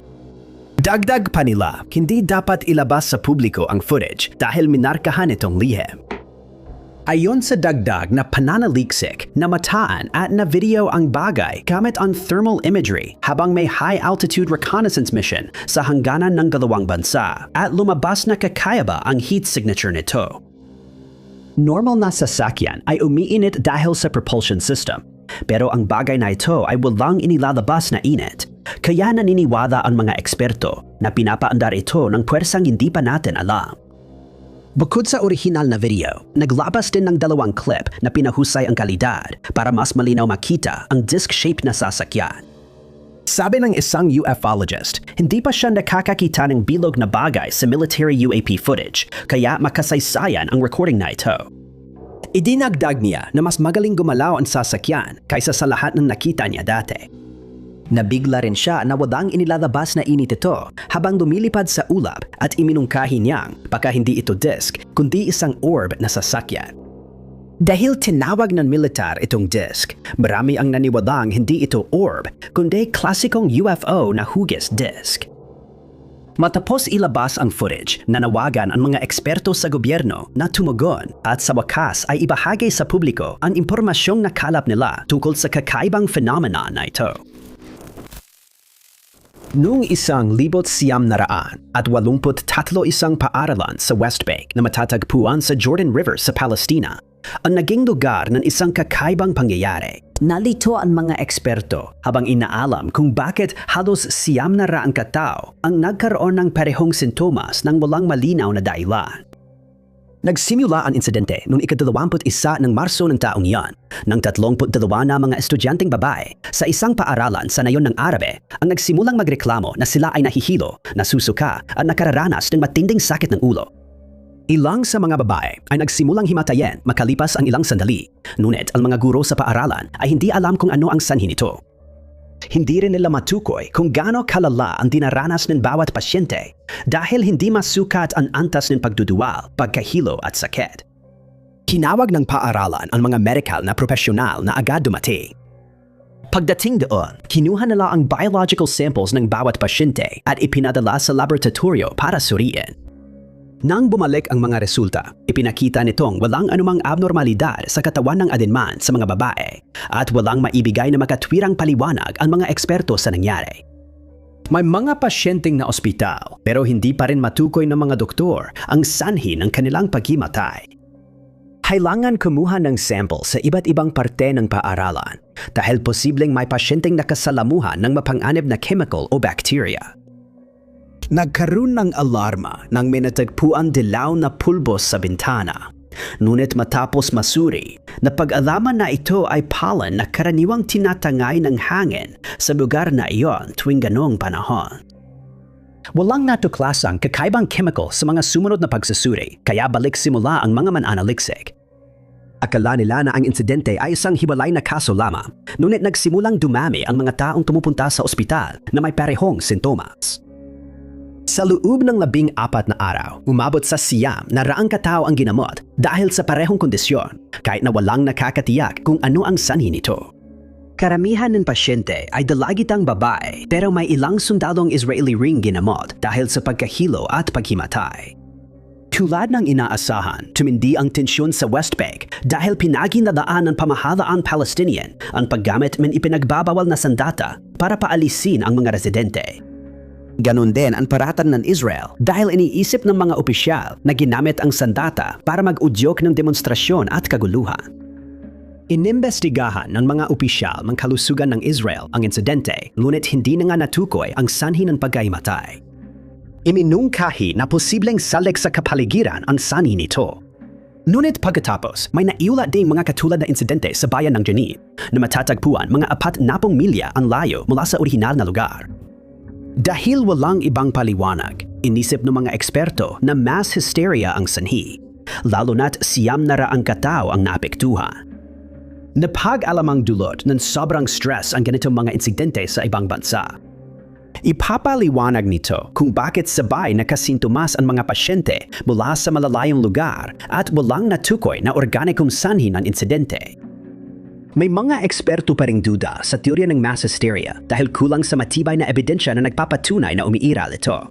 Dahil walang palatandaan, tila patolohiya ang pinakamalamang na paliwanag. Alam ng marami ang wanderlust bilang matinding pagnanais maglakbay at mag-explore sa iba't ibang lugar. Pero para kay Jean Albert Daras, nag-iba ang ibig sabihin ng katagang ito noong dekada 1860. Si Daras ay ipinanganak sa Bordeaux, Pransya noong 1860 sa pamilya ng mga manggagawa sa kumpanya ng gas na ilang salinlahi ng nasa trabahong iyon. Kakaiba ang kanyang pagkabata dahil nagkasakit ng syphilis ang ama niyang hypochondriac at namatay ang ina niya noong siya'y 17. Noong 8 taon si Daras, nahulog siya mula sa puno, nabagok ang ulo at nagkamatinding pagkakalog ng utak habang naglalaro. Nagsimula siyang makaranas ng matitinding migraine na iniuugnay sa mga kakaibang pangyayari sa kanyang buhay. Pagkalipas ng 4 na taon, nagtrabaho siya bilang apprentice sa gas company. Maayos ang simula pero bigla siyang namala, kaya todo hanap ang pamilya niya. Nagpunta ang kanyang kapatid sa kalapit na bayan kung saan niya nakita si Dada na kasama ang isang naglalakbay na nagbebenta ng payo, ngunit napansin niyang kakaiba ang kilos ni Dada na parabang wala siya sa sarili. Nang alugin siya pabalik sa ulirad, parang nagising siya mula sa panaginip at hindi maalala kung paano siya napunta roon. Hindi niya maalala kung nakivava niya ang nagbebenta ng payong o nagbuhat siya ng mga payong ng ilang milya papuntang katabing bayan. Dito nagsimula ang nakakabahalang pattern sa buhay ni Dadas. Madalas siyang mawalan ng malay at magising sa malalayong lugar na di niya maalalang pinuntahan. Sa ilang pagkakataon, nagkakamalay siya at napagtatanto na sumakay siya ng tren at papunta siya sa isang lungsod na hindi pa niya napupuntahan noon. Sa ibang pagkakataon, magigising siya sa loob ng selda ng kulungan o sa isang upuan sa parke na litong-lito at hindi alam ang nangyayari. Sa ilang kakaibang insidente, naglakbay siya ng malayo at naubusan ng pera. Kaya naghanap siya ng trabaho para may pamasahe pa uwi. Sa isa sa mga pagkakataong ito, siya ay naaresto bilang isang manggagawang walang dokumento sa Pransya. Napansin ng mga katrabaho niya na sa ilan niyang duty, basta na lang siyang umaalis ng walang direksyon at di na maintindihan kung bakit di siya natatanggal sa trabaho. Na-confine siya ilang beses sa mental health facilities pero walang indikasyon na kailangan niya ng particular na uri ng gamutan. Pinaka-nakabahalang karanasan niya ay noong 1881 nang sumali siya sa hukbong Pranses. Hindi nagtagal, nagbago siya ng isip at tumakas. Pagkatapos ay naglakad ng litong-lito papuntang Moscow sa pamamagitan ng Prague, Berlin at Posen. Pagdating niya sa Prussia, inatake siya ng aso, na ospital at inaresto dahil sa reputasyon niyang nihilista. Ipinadala siya pa uwi makalipas ang 3 buwan, pagkatapos ay bumalik lang siya sa kanyang trabaho sa pabrika ng gas. Noong 1886 sa wakas ay nakakuha ng ilang sagot si Dadas nang madiagnose siya ng isang doktor na may kondisyon na tinatawag na dramania. Ang mga nakakaranas nito ay nakakaramdam ng hindi mapigilang pagnanasang maglakbay at maya-maya may ilan pang pasyente na nagkaroon ng parehong diagnosis. Kakaiba, mga lalaki lang ang apektado. Lahat sila ay may matitinong gawi at katamtamang kita, pero hindi mahirap. Ngayon, tinitingnan na lang ang kondisyon bilang bahagi ng mas malawak na sakit sa pag-iisip. Ngunit hindi pa rin ito lubos na nauunawaan kahit na maraming taon na ang ginugol sa pananaliksik tungkol dito.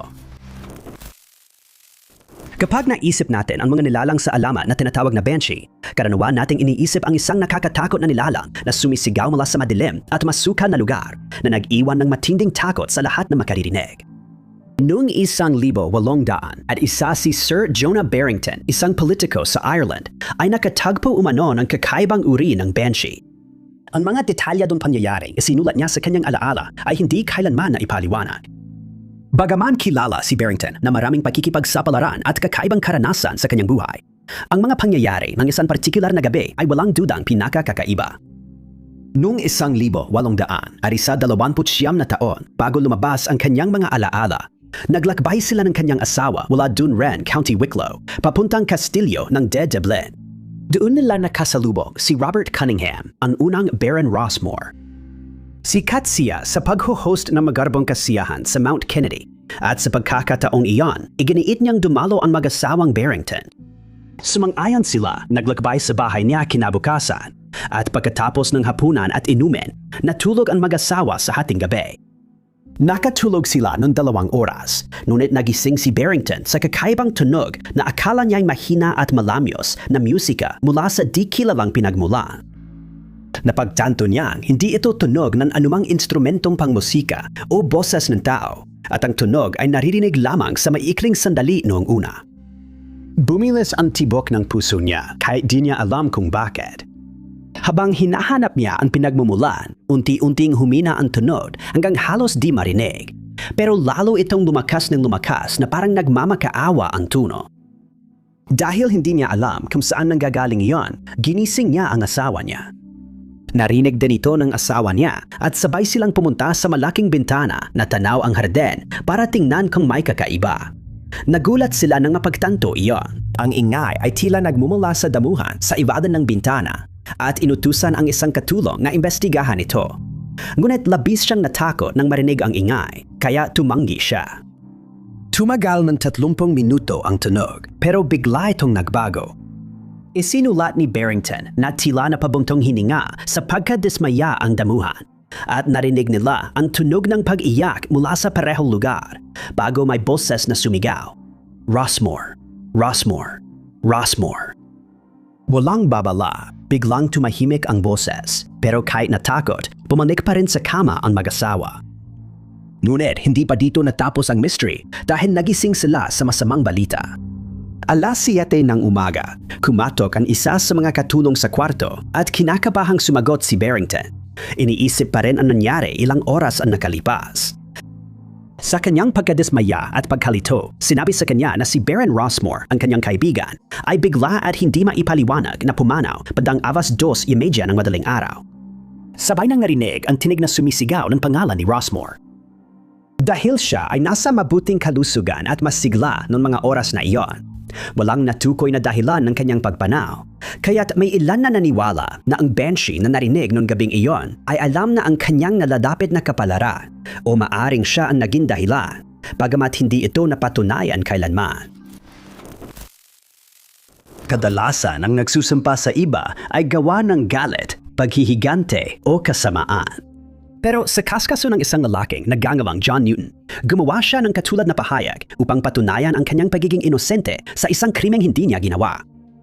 Si Newton ay nagmula sa Wales sa UK at noong 1819 naglakbay siya papunta sa bayan ng Montgomery upang magsimulang magtrabaho bilang tagapangasiwa ng bukiri para sa isang biyuda at ang kanyang anak na babae na nakatira sa isang bukirin sa lugar na iyon. Ang titulong ito ay nanggangahulugan na siya ang magiging responsible sa pangkalahatang pamamahala ng bukirin, pagbabantay sa mga manggagawang nagtatrabaho doon, habang tinitiyak na natutugunan ang mga pangangailangang pinansyal ng biyuda at ng kanyang anak na babae. Ginampanan niya ang trabaho ng may sigasig at ayon sa lahat ng nakakaalam, siya ay isang napakasipag na manggagawa. Halos lahat ng oras niya ay nasa bukirin at bihira siyang pumunta sa bayan, kaya kaunti-wang ang oras at interes niya sa pakikipagkaibigan.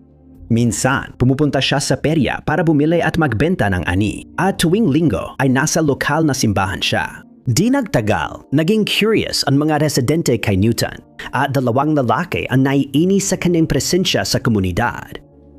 Isang lalaki sana ang magmamay-ari ng bukirin kung hindi nagtagumpay ang biyuda sa pagpapatakbo ng bukirin, ngunit nawala ang pagkakataon niya dahil sa sipag at tagumpay ni Newton.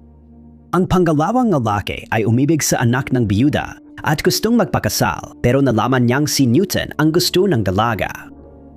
Pareho nang nagalit kay Newton ang 2 lalaki at nagdesisyong alisin siya sa kanilang landas. Nagsumite sila ng maling ulat sa pulisya laban kay Newton na pinaratangan siyang tuwisan sa kalsada. Dahil parehong iginagala na miyembro ng kanilang komunidad ang 2 lalaki, naniwala agad ang mga pulis sa kanilang sinabi at di nagtagal inaresto si Newton. Sinabi niyang wala siyang dahilan gawin ang krimen dahil maayos ang pananalapi niya, pero hindi pinakinggan ang pakiusap niya. Nakulong siya at sa paglilitis, parehong tumestigo laban sa kanya ang 2 nag-akusa. Muling sinabi nila na walang duda na si Newton ang nang-hold up sa kalsada at dahil wala siyang abogado, madiit ang tsansa niyan makaligtas sa kulungan o mas malala pa. Hindi pinansin ng hukom ang paulit-ulit na pag-iit ni Newton ng kanyang pagiging inosente at agad siyang inatulan kahit walang ebidensya na siya ay may ginawang krimen sa lugar. Bago hatulan, tinanong ng hukom si Newton kung may nais siyang sabihin. Sinabi niyang bilang patunay ng kanyang pagiging inosente, walang damo na tutubo sa kanyang libingan sa unang 12 buwan matapos siyang mamatay. Sinasabi na nung araw na isinagawa ang sentensya, biglang dumilim ang paligid at narinig at nakita sa milya-milyang layo ang kulog at kidlat kahit na maaraw at maganda ang umaga hanggang sa mga sandaling iyon. May naniwala na dumating na ang katapusan ng mundo, habang ang iba ay naalala ang hula ni Newton at naniwala siyang inosente siya kahit huli na ang lahat. Mula noon, bumagsak ang buhay na nag-akusa sa kanya. Ang isa naging alkoholiko at ang isa nang hina at namatay sa di malinaw na dahilan. Napansin na walang damong tumubo sa libingan ni Newton sa loob ng 65 taon. At nang tumubo ito, hugis krus ang anyo nito. Maraming teorya ang inilabas para ipaliwanag ang nangyari sa tripulante ng CAZ-2, isang 39 na talampakang catamaran na natagpo ang palutang-lutang malapit sa Great Barrier Reef, Australia noong 2007. Binili ni Des Batten ang CAZ-2 sa Perth at noong Abril 14, binalak nang bumalik doon kasama ang magkapatid na tripulante sina Peter at John Tunstall. Nang sumapit ang araw, masigla silang umalis mula Shoalhaven Harbor sa Queensland. Pero kinaibang ang gumalik dahil nagkaaberya ang GPS ng catamaran. Dahil unang mahabang biyahe ni Batten sa sasakyang dagat, minabuti niyang tiyaking maayos lahat ng kagamitan bago pumalaot. Dahil humigit kumulang 3,500 nautical miles ang lavakbayin nila. Inasahan nilang 2 buwan ang biyahe at nang maayos ang GPS, nakapaglayag ulit sila noong Abril 15. Sa loob ng susunod na 3 araw, walang narinig ang sinuman mula kay Batten o sa dalawa niyang kasamahan sa tripulante. Noong Abril 18, sa wakas, nakita ng eroplano ng Coast Watch ang CAZ-2 mga 100 milya hilagang sivangan ng Townsville. Napansin ng piloto ang bangkang walang direksyon at agad niya itong iniulat sa awtoridad. Ipinaalam ito sa Emergency Management Queensland at ipinadala si Corey Benson at ang kanyang crew para magsiyasat. Siya ang unang sumampa sa catamaran at labis siyang nagtaka sa nakita niya roon. Kunit ang layag ng bangka at umaandar pa rin ang iniwang naka-idle na makina na ikinataka niya dahil walang tao sa deck. Pagbaba niya sa ilalim ng deck, lalo siyang nalito dahil walang tripulante roon. Kakaiba, may iniwang tasa ng kape na hindi pa nauubos sa hapagkainan kasama ng isang diaryo. May mga pahina ng diaryo na nagkalat sa sahig. Sa stand malapit na bangko, nakita niya ang mga piraso ng damit na pagmamay-ari ng 3 lalaki at napansin niyang pinagpatong-patong muna ang mga ito bago iniwang nakatambak doon. Hindi malinaw kung bakit iniwan ng mga lalaki ang barko kahit umaandar pa ito at may sapat pa silang pagkain at tubig para sa natitirang bahagi ng biyahe. Iminungkahi noon na isang malabong insidente ang nangyari na naging dahilan ng pagkawala ng 3 lalaki. Iminungkahing isa sa magkakapatid ang nanging isda nang masabit ang linya ng pamingwit niya sa propeller ng katamaran. Nang sinubukan niyang alisin ang pagkakasabit, nahulog siya sa dagat at ang pangalawang kapatid ay nagmadaling tumulong sa kanya. Habang ibinabalik niya ito sa bangka, nahulog siya sa dagat at napansin ni Batten ang nangyari. Sinubukan niyang ibaba ang mga layag para makabalik sa mga kasamahan. Pero biglang nagbago ang hangin, tinamaan siya ng boom at nahulog sa tubig. Hindi na siya makabalik dahil umaandar pa ang makina ng CAZ-2 at malamang napalayo na ito. Pinahinalaan ng mga pamilya ng mga nawawalang lalaki na maaring sinakyan ang bangka at inatake sila pagkatapos ay dinukot sila. Ngunit dahil walang ebidensya na magpapatunay sa alinman sa mga teoryang ito, nananatiling hindi alam kung ano talaga ang nangyari sa CAZ-2 noong araw na yan. Kapag may mga ulat ng kakaibang ilaw sa langit, madalas agad nating iniisip ang UFO phenomenon dahil karaniwan itong inuugnay sa daan-daang libong ulat ng mga sibilyang nagsasabing nakakita sila ng sasakyang mula sa ibang planeta. Ngunit marami pang ibang misteryo ang may kinalaman sa mga paglitaw ng hindi maipaliwanag na mga ilaw at isa na rito ang kaso ng Aliyah Lights. Misteryong daan-daang taon na at unang naulat ng mga mangingisda sa West Bengal, India. Paminsan-minsan nakikita pa rin ang mga ilaw na ito ngayon at wala pa ring tiyak na paliwanag para dito. Sa makabagong panahon, ang mga mangingisda na madalas magtagal sa mga latian at basang lugar ng lugar ay nagulat ng mga karanasan tungkol sa kakaibang pangyayaring ito. At kalauna, ang mga residente sa mga lugar na ito ay nagsimulang maniwala na ang mga ilaw ang may kinalaman sa mga trahedyang naganap doon. Maraming saksi ang nagsabing una nilang nakita ang maliit na kumikislap na bola ng liwanag sa malayo. At habang lumalapit, nababalot ang paligid ng kakaibang liwanag na humahatak sa kanila. Maraming mangingisda ang natagpuang litong-lito at wala sa sarili. At ipinaliwanag nila na matapos nilang mapansin ang mga ilaw, agad silang nawalan ng direksyon at napunta sa lugar na hindi naman nila balak puntahan. Kadalasang inilalarawan ng mga nakakita ng ilaw ng aleya na asul, puti o dilaw ito. At madalas na pagkakamalan ng mga parol na nagliliyab sa malayo. Kakaiba, nakikita ang mga ito kapwa sa dapitapon at 10 oras ng gabi, ngunit hindi kailanman sa araw. Bagaman madalas makita ang mga ito sa India, ilang beses na rin silang namataan sa Bangladesh, UK, Will of the Wisp, Finland, Australia, at Hilaga at Timog Amerika. Sa Finland, pinaniniwalaang ang mga ilaw na ito ay tanda ng lokasyon ng nakabaong kayamanan kahit alamat lang ito. Sa Amerika, marami ang naniniwalang ito'y espiritu ng namatay sa lugar, ngunit karamihan sa nakasaksi ay walang paliwanag sa nakita. Bagamat sumikat ang mga teoryang ito online, nagsikap din ang mga siyentipiko na magbigay ng makatwirang paliwanag at nagmungkahi ng ilang posibleng bagamat di pa napatutunayan teorya. Ang karaniwang teorya ay nabubuo ang mga ilaw dahil sa gas sa latian o methane gas na naglalabas ng liwanag kapag na-oxidize. Naniniwala ang iba na gawa sa gas mula sa ilalim ng latian ang mga apoy at nakikita lang ang mga ilaw kapag madilim dahil halos transparent ang apoy. May teorya rin nagsasabing ang mga ilaw ay mula sa aerobic decomposition na nangyayari kapag ang organikong bagay gaya ng mga halaman sa latian ay nabubulok. Lulubog ang mga halaman sa latian at mabilis mabubulok dahil natatabunan ng lupa. Minsan, nagreresulta ito sa halo ng mga gas na may phosphorus na posibleng dahilan ng naiulat na kulay.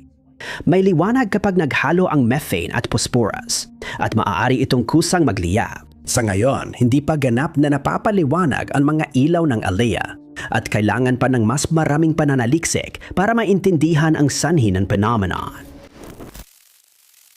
Ginagamit ng militar ng Estados Unidos ang broken arrow para tukuyan ang aksidenteng insidente na kinasasangkutan ng sandatang nuclear gaya ng di sinasadyang paglulunsad. O isa sa mga sandatang ito ay nawala o nanakaw. O isang sitwasyon kung saan ang isang sandata ay nasira ngunit hindi nagdulot ng banta sa kahit sino. Dahil dito, ayaw marinig ng sinuman sa militar ang pariralang ito. Noong 1958 ganun mismo ang nangyari sa isang insidenteng hindi pa rin nalulutas hanggang ngayon. Noong Pebrero 5 ng taong iyon, pinapalipad ni Colonel Howard Richardson ang isang B-52 bomber mula Homestead Air Force Base sa Florida.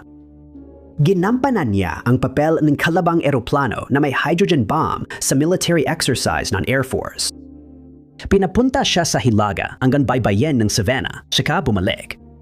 Noong panahong iyon, nagaganap ang Cold War at kumbinsido ang US na maaring atakihin sila ng Soviet Union anumang oras. Natatakot silang gagamit ng sandatang nuclear, kaya inihahanda ng pagsasanay ang mga piloto ng US Air Force para rito. Ginagampanan ni Richardson ang papel ng isang kalabang eroplano, habang si Teniente Clarence Stewart ay lumilipad ng isa pang eroplano sa lugar at ginagampanan ang papel ng isang piloto ng US Interceptor. Sa huli ay naabutan niya si Richardson, ngunit pagkatapos ay nagkamali siya na agad ning pinagsisihan. Minsan, sobrang napalapit siya sa eroplano ni Richardson at tinamaan ang kanang pakpak ng B-52. Halos natanggal ang isang makina ng eroplano at nasira ang tangke ng gasolina. Napansin ni Richardson ang problema at hindi na niya makontrol ang eroplano kahit anong pilit. Agad na bumaba ng 18,000 talampakan ang eroplano at pagdating sa 20,000 talampakan sa wakas ay nagawa ni Richardson na muling makontrol ito. Samantala, tumalon si Stewart mula sa eroplano gamit ang parachute at ligtas na bumaba sa lupa. Walang nagawa si Richardson kundi ipagpatuloy ang paglipad dahil may dala siyang hydrogen bomb na 100 beses na mas malakas kaysa sa bombang ginamit sa pag-atake sa Hiroshima. Halos makarating siya sa Hunter Air Force Field sa Savannah, pero di siya sigurado kung ligtas makalapag, kaya nagpasya siyang i-jettison ang bomba palabas ng eroplano papuntang Warsaw Sound malapit sa Tybee Island, Georgia. Dahil mababaw ang tubig sa karamihan ng bahagi ng Warsaw Sound, naniwala siyang madaling mahanap at ma-recover ang bomba. Pero kalaunan ay nalaman niyang hindi pala ganoon ang nangyari. Nakarating siya sa base na walang sugat at agad nagsimula ang paghahanap. Hinahanap ng Navy, Coast Guard at Air Force ang lugar na tinapunan ni Richardson ng bomba, pero hindi ito nakita. Walang nakita ang mga diver kahit na gumamit sila ng sonar at hindi rin ito natagpuan gamit ang drag cables. Tumagal ng 1 buong buwan ang paghahanap, pero sa hindi maipaliwanag na dahilan ay hindi kailanman natagpuan ang aparato at hanggang ngayon ay nawawala pa rin ito. Ayon sa kasaysayan, may natuklasan ang mga arkeologo na ebidensya na ang ilang sinaunang sibilisasyon ay may kaalaman sa solar system na dating inakalang lampas sa kanilang kakayahan. Para sa ilan, ang Stonehenge sa Salisbury Plain, Inglaterra ay magandang halimbawa nito kahit di pa rin tiyak ng mga eksperto ang tunay na layunin ng mga estrukturang ito. Maraming eksperto ang naniniwalang ginamit ang lugar para sa pagsamba sa mga ninuno, libing o espiritual na ritwa. Ngunit wala pang tiyak na sagot gaya sa misteryosong Nabta Playa.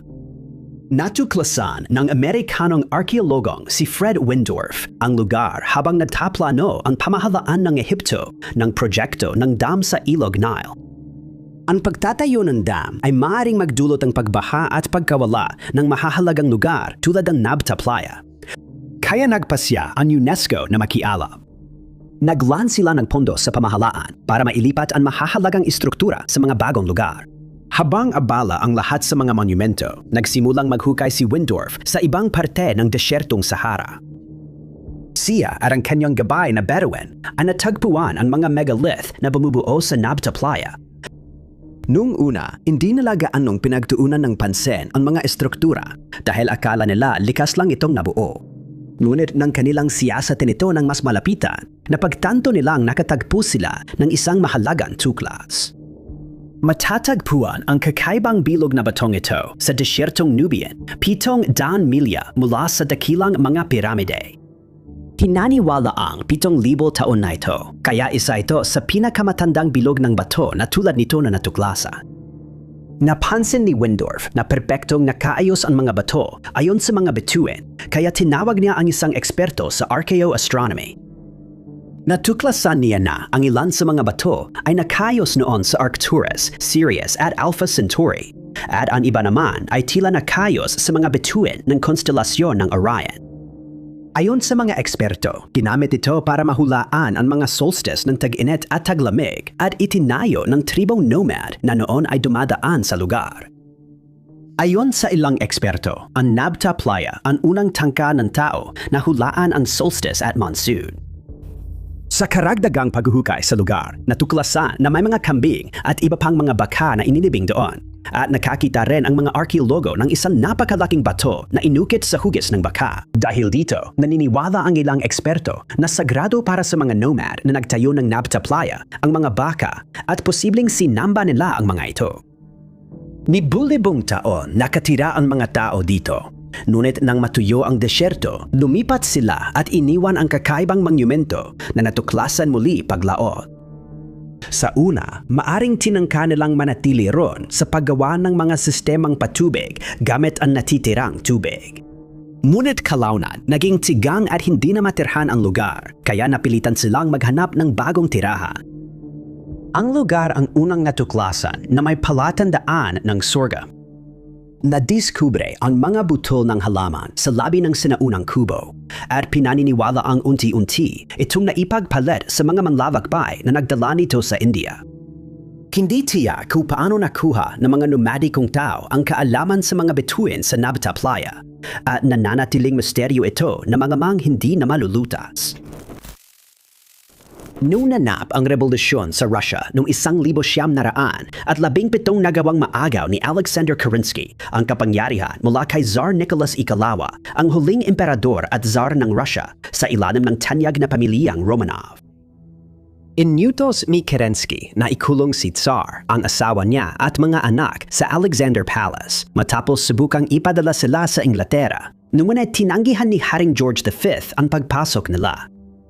Wala nang ibang pagpipilian si Kerensky kundi ipadala sila sa ibang lugar at napagdesisyonan niyang dalhin sila sa Tobolsk. Ngunit tiniyak niyang maalagaan ng maayos si Tsar at ang kanyang pamilya dahil pinayagan niya silang punuin ang estante ng kanilang mga gamit bago sila ipatapon. Kasama ng kanilang mga damit, pagkain at iba pang mga supply, nag-impake rin ang pamilya ng 3 kristal na garapon na puno ng mga alahas at iba pang mahahalagang bagay na itinago nila mula sa mapang-usisang mga mata. Sinasabi na ang mga garapon ay naglalaman ng diamante, mamahaling bato at ginto na malaking yaman pa rin layon. Pagdating sa Borsk, pinatira ang pamilya sa palasyo ng gobernador at madalas nilang kasama ang mga monghe at madre. Hindi nagtagal, nagsimula ang Rebolusyong Oktubre, kaya napilitang lumipat ang pamilya at valong humirap ang kanilang buhay. Ang unang grupo na ipinadala sa Yekaterinburg ay nagpadala ng mensahe kay Tsar at sa kanyang pamilya na nagbabala sa kanila na mas mahihirap na kalagayan ang kanilang haharapin kumpara sa kanilang nakasanayan kahit nung nasa Tobolsk pa sila. Kaya itinago nila ang mahahalagang gamit at ipinagkatiwala ang mga garapon sa mga madre at monghe na kaibigan ng pamilya. Naglakbay ang pamilyang Romanov sa Yekaterinburg kung saan naging malungkot ang kanilang katapusan. Inilibing ng monghe ang 3 garapon na ipinagkatiwala sa kanya at sa mga madre. Ngunit nalaman agad ng mga Bolshevik ang tungkol dito at nagpadala ng mga tao sa Tobolsk. Dun, natukoy ang naturang monghe at pinilit siyang ibunyag ang kinaroroonan ng kayamanan. Ngunit nagawa niyang kumbinsihin sila na iisang garapon lamang ang inilibing sa kanyang pangangalaga. Hinukay at kinumpiska ito habang nanatili sa lupa ang 2 garapon. Hanggang ngayon, itinuturing na pinakamalaking gantimpala sa paghahanap ng kayamanan ang natitirang kayamanan at maraming tao na ang nagtangkang hanapin ang natitirang 2 garapon, ngunit wala pa ring nagtagumpay. Ngunit hindi lang ito ang nawalang kayamanan ng Tsar. Nang maubusan ng pera ang mga Soviet, nagbenta sila ng mamahaling gamit mula sa palasyo at simbahan sa mga kolektor sa kanlura. Kasama rito ang mga hiyas ng korona ng Tsar, mahalagang mga itlog na Fabergé, ang sable ng Tsar na may diamante, at ang Dutch Jubilee Egg na isa sa pinakamagandang gawa ni Fabergé, at isang diademang bigkis ng trigo na yari sa ginto, platinum, sapiro at diamante. Ang nawawalang kayamanan na may maraming ginto ay pinaniniwala ang napunta sa ilalim ng lawa ng Baikal nang madiskaril at pumagsak sa nagyelong lawa ang tren na nagdadala nito at hindi na nakita mula. Pinaniniwalaan na ang ginto lamang ang nagkakahalaga na ngayon ng humigit kumulang $50 bilyong. Madaling maintindihan kung bakit patuloy na problema ng treasure hunter ang misteryong ito dahil hindi pa rin nila ito natagpuan. Ang mga residente ng Amherst, Nova Scotia, Canada ay pamilyar sa kaso ni Esther Cox na noong 1878 ay nakaranas ng mga kakaibang pangyayari sa kanyang bahay. Naging malaking balita sa media ang kanyang kaso at nauwi pa sa pistang ginaganap tuwing Oktubre sa Amherst. Noong panahong iyon, si Esther ay 18 taong gulang at isang gabi ng taon na iyon, siya at isang lalaki na gangalang Bob McNeil ay nagpasya na magkasamang magpalipas ng oras. Sumakay sila ng karwahe papuntang Tentramar Marsh, kung saan biglang sumama ang sitwasyon. Ayon sa karamihan ng mga ulat, tumating sa punto na nagpasya si McNeil na pagnakawan si Esther. Ayon sa ilang ulat, inatake niya si Esther, ngunit anuman ang nangyari, tumakas siya mula Amherst kinabukasan at hindi na bumalik. Maraming tao ang naniniwala na ang traumang ito ang naging dahilan ng mga hindi maipaliwanag na pangyayari na nagsimulang mangyari sa buhay ni Esther. Isang gabi, mag-isa si Esther sa kwarto. Nang biglang gumalaw, mag-isa ang kahon ng tela sa ilalim ng kama. Umalis ito mula sa ilalim ng kama at pagkatapos ay biglang lumipad sa nang malang paliwanag. Nagpasya siyang humini ng tulo. Lalo pang lumala ang sitwasyon nang makaranas siya ng kumbulsyon isang gabi. Namaga ang kanyang katawan kaya tumawag siya ng mga doktor at pari. Nagulat silang lahat na nakakita ng mga kakaibang di maipaliwanag na pangyayari. Lumilipad ang mga pinggan sa kusina ng kusa. Gumagalaw ang mga unan sa kama ni Esther at naririnig nila ang mga katok mula sa bubong, silong at loob ng pader ng bahay. Nang maiulat ang mga pangyayaring ito sa mga lokal na pahayagan, nagsimulang dumagsa ang mga residente ng lugar sa bahay ni Esther sa pag-asang masilayan ang mga kakaibang pangyayaring ito. Isang aktor na nagganggalang Walter Hubble ang nakarinig tungkol sa mga pangyayari at nagpasya siyang imbestigaan ito. Naniniwala siyang panlilinlang lang ito ni Esther sa mga tagabayan at nagpasya siyang patunayan na manloloko lang siya. Nang malaman niyang mali siya, naghanap siya ng paraan para madaling kumita. Siva ni Esther ay nagsimulang maglakbay sa New Brunswick kung saan ipinakita siya bilang isang palabas sa perya na lalo lamang nagpalala sa kanyang kalagayan sa pag-iisip. Bumalik siya sa bahay at inalagaan ng mga doktor kahit may naniwalang gawa-gawa lang ni Esther ang lahat. Akala niya titigil ang mga kakaibang pangyayari kapag siya'y pinarusahan ng pisikal. Pero sa loob ng bahay, lalo lang dumala ang mga pangyayari. Ang kama ni Esther ay nagsisimulang manginig at sa ilang pagkakataon, iniulat niyang nagigising siya na lumulutang sa ibabaw ng kanyang kama. Maya-maya, nagkaroon ng maliliit na sunog sa bahay at kusang nagliyab ang mga posporo kahit walang tao malapit. Nagsimulang makarinig ang mga tao ng mga tinig na nang aasar na tila nagmumula sa kung saan-saan. Kaya nagpasya si Esther na umalis muna sa bahay. Pumunta siya upang tumuloy sa mga kaibigan na hindi naman nakatira ng kalayuan, ngunit hindi nagtagal.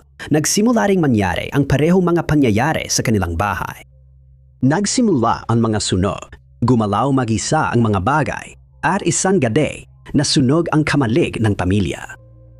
Inaresto si Esther dahil sa hinalang siya ang nagpasimula ng sunog, pero agad siyang pinalaya dahil walang ebidensya.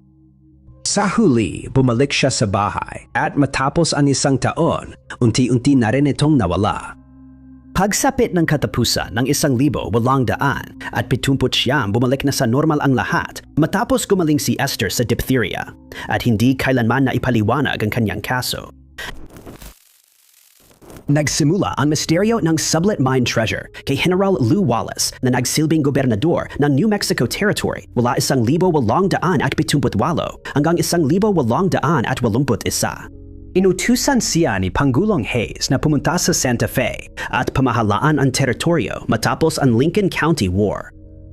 Habang naroon siya, sinabi niyang nakakita siya ng isang dokumento sa loob ng palasyo ng Santa Fe at nakasaad doon ang tungkol sa isang ruta papunta sa isang minahan na ipinakita umano sa isang grupo ng mga Kastila ng isang tribo ng mga katutubong Amerikano noong mga 1600. Sinasabing naglalaman ang minahan ng napakalaking yaman ng ginto.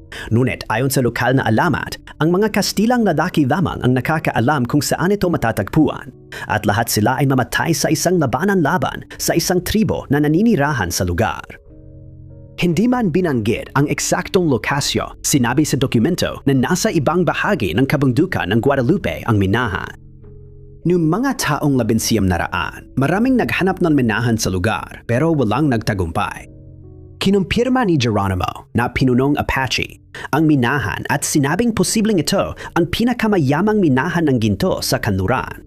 Sa isang pagkakataon, may isang pamilya na lumipat sa isang ranso malapit sa mga bundok ang nakatagpo ng isang kasapi ng tribong Apache na nakatayo sa tabi ng isang tubigan. Nang makita niya sila, agad siyang tumakas sakay ng kabayo. Nang tingnan ng pamilya, nakita nila ang gintong peraso sa tabi ng balong. Walong pinatibay ng insidenteng ito ang tsismis tungkol sa pag-iral ng minahan, kaya mas marami pang tao ang nagsimulang maghanap nito. Kasama si Ben Sublette sa pag-ahanap. Matagal nang naghanap ng ginto si Ben Sublette sa kanluran matapos pumanaw ang kanyang asawa, ngunit nabigo siyang suportahan ang natitirang pamilya. Una, wala siyang nahanap sa bundok kaya lumipat siya sa Odessa, Texas. Dito pinagtawanan siya nung una dahil palagi siyang naghahanap ng minahan. Ngunit biglang nagbago ang kanyang kapalaran. Isang gabi, bumalik siya sa bayan at sinabi na manlilibre siya ng tig-iisang inumin para sa lahat sa lokal na bar. Ayon sa mga saksi, mula noon ay palagi na siyang may dalang ginto at tuwing nauubusan siya, bigla siyang nawawala papunta sa kabundukan ng ilang araw at babalik na may panibagong tagong ginto. Sa bawat pagkakataon, may dala siyang gintong nagkakahalaga ng halos $1,000, malaking yaman noon. Karamihan sa mga tao ay kailangang magtrabaho ng 3 taon para kumita ng ganoon kalaki, pero si Sublette ay nakakakuha ng ganong halaga sa loob lang ng ilang araw. May mga nagtangkang sundan siya sa kanyang lihim na lugar, pero lagi nga naililigaw ang mga ito at muling lumiletaw sa bayan pagkalipas ng ilang araw. May nagsasabi na sa mahahaba niyang paglalakbay ng 1 o 2 buwan, naghahanap siya ng ginto at inilibing ito malapit sa bayan. Kapag naubusan siya ng pera, pupunta siya sa taguan at pagpaubos na, kukuha siya ulit sa minahan. Sa isang pagkakataon, nagbayad ang isang bangkero ng isang lalaki para sundan si Sublette upang malaman kung saan niya itinatago ang kanyang ginto. Ngunit bumalik ang lalaki na may balitang hindi niya nasundan ito. Humanaw si Sublette noong 1,800 at 92 dala ang lihim ng kinaroroonan ng minahan. Hanggang ngayon, hindi pa rin ito natatagpuan. Nakakabilib kung paanong maraming kwento ng mga bahay na minumulto ay nagsisimula sa paglipat ng pamilya sa bahay na inakala nilang dream home.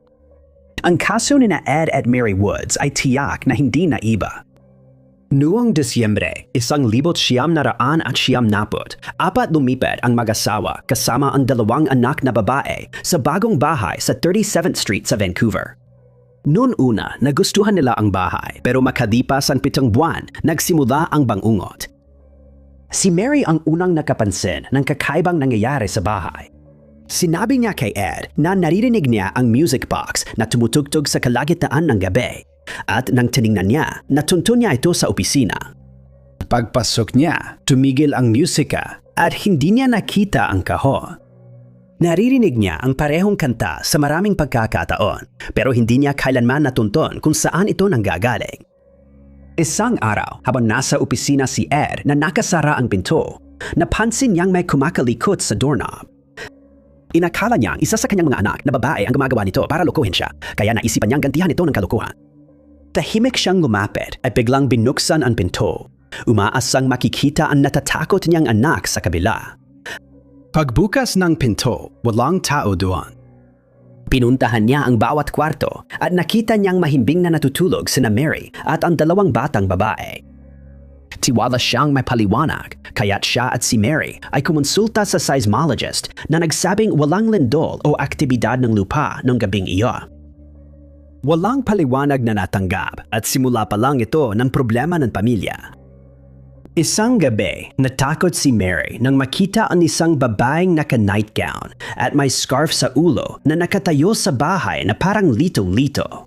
Nagsaliksik siya at napag-alaman niyang ang babaeng yon ay dating nakatira sa bahay ilang taon na ang nakalipas bago ito pumanaw dahil sa cancer. Lumabas na dati na natutulog sa kwarto ni Ed at Mary ang 2 anak ng babae, kaya inakala nilang tinitingnan lang ng babae ang kanyang mga anak nang makita siya. Kalaunan, nakontak si Mary ng isang babae, kaibigan ng dating nakatira ron at sinabing magkamuka sila na parang kambal. Sa tingin niya, ito ang rason kaya naakit ang espiritu ng babae kay Mary at sa 2 niyang anak na babae. Hindi nagtagal matapos ang pangyayaring yon, nagkaroon din ng sariling karanasan si Ed. Ikinuwento niya kay Mary na isang gabing pagpasok niya sa sala, nagulat siya sa isang lalaking nakatayo ron. Sinabi niyang nakadamit na parang sugar roll sa bangkang pang-ilog at makapal ang bigote nito. Nanatiling nakatayo si Ed sa kinatatayuan niya at napansin niyang hindi gumalaw ang figura kahit kaunti. Sa huli, unti-unting naglaho ang lalaki na parang wala talaga siya roon. Nanonood ng TV sina Mary at ang anak niyang babae nang marinig niyang tumawa ito kaya tumingin siya para malaman ang dahilan. Nagulat siya nang makita ang anak na mahimbing na natutulog at napagtanto niyang sa iba pala galing ang tunog. Pagkatapos nito, madalas nang makakita sina Mary at Ed ng isang batang babae na tumatakbo sa loob ng bahay. At sinabi nilang nagsisimulang tumawa ang bata tuwing napapansin siya. Isa sa pinaka-nakakatakot at paulit-ulit na karanasan ng pamilya ay kapag may naliligo sa banyo. May di nakikitang kamay na humihipo sa kanila o sumusubok yumakap sa kanila at minsan ay naranasan din ito ng anak niya habang bumibisita. Kasunod nito, may mga kasangkapang gumalaw at bagay na lumutang sa hangin nang walang paliwanag. Sinuring paranormal na eksperto ang lugar at napagpasyahang wala pa ring natural na paliwanag sa mga pangyayari hanggang ngayon. Pagdating sa paggawa ng mga espada, anumang bihasan panday ay magpapatunay na habang mas mataas ang carbon content ng bakal na ginagamit, mas nagiging matibay ang sandata kapag ito ay mabilis na pinalamig. Sa ngayon, karaniwan na ang ganitong bakal at karamihan sa dekalidad na espada ay mula sa high carbon na materyales. Noong panahon ng paglalakbay ng mga Viking, napakahirap o halos imposibleng makahanap ng carbon steel, kaya't lalong naging misteryoso ang mga espada ng Ulfbert. 12-dosena mga espada na ito ang natagpuan ng mga arkeologo sa Europa sa paglipas ng mga taon, ngunit hindi pa rin masagot ng mga eksperto ang misteryo kung paano ginawa ang mga ito. Napakataas ng kalidad ng bakal na ginamit sa mga talim na di sana posible noon. Bawat isa sa mga sandata ay may tatak na Ulfbert kasama ang dalawang crews. At kahit na maraming peking ginawa, madaling matukoy ng isang tunay na eksperto ang pagkakaiba ng orihinal sa peke. Matagal nang pinaniniwalaang gawa sa Asia o gitnang silangan ang mga sandata. Pero base sa komposisyon ng bakal, tila mula ito sa gitnang Europa. Ang mga espada ay tinatayang mula pa noong 800 hanggang 1000 AD, halos kasabay ng paggawa ng Damascus steel sa gitnang silangan. Parehong mataas sa carbon ang dalawang bakal na ito, ngunit pinaniniwala ang hindi nagkita o nagbahaginan ng kaalaman ang mga gumawa nito.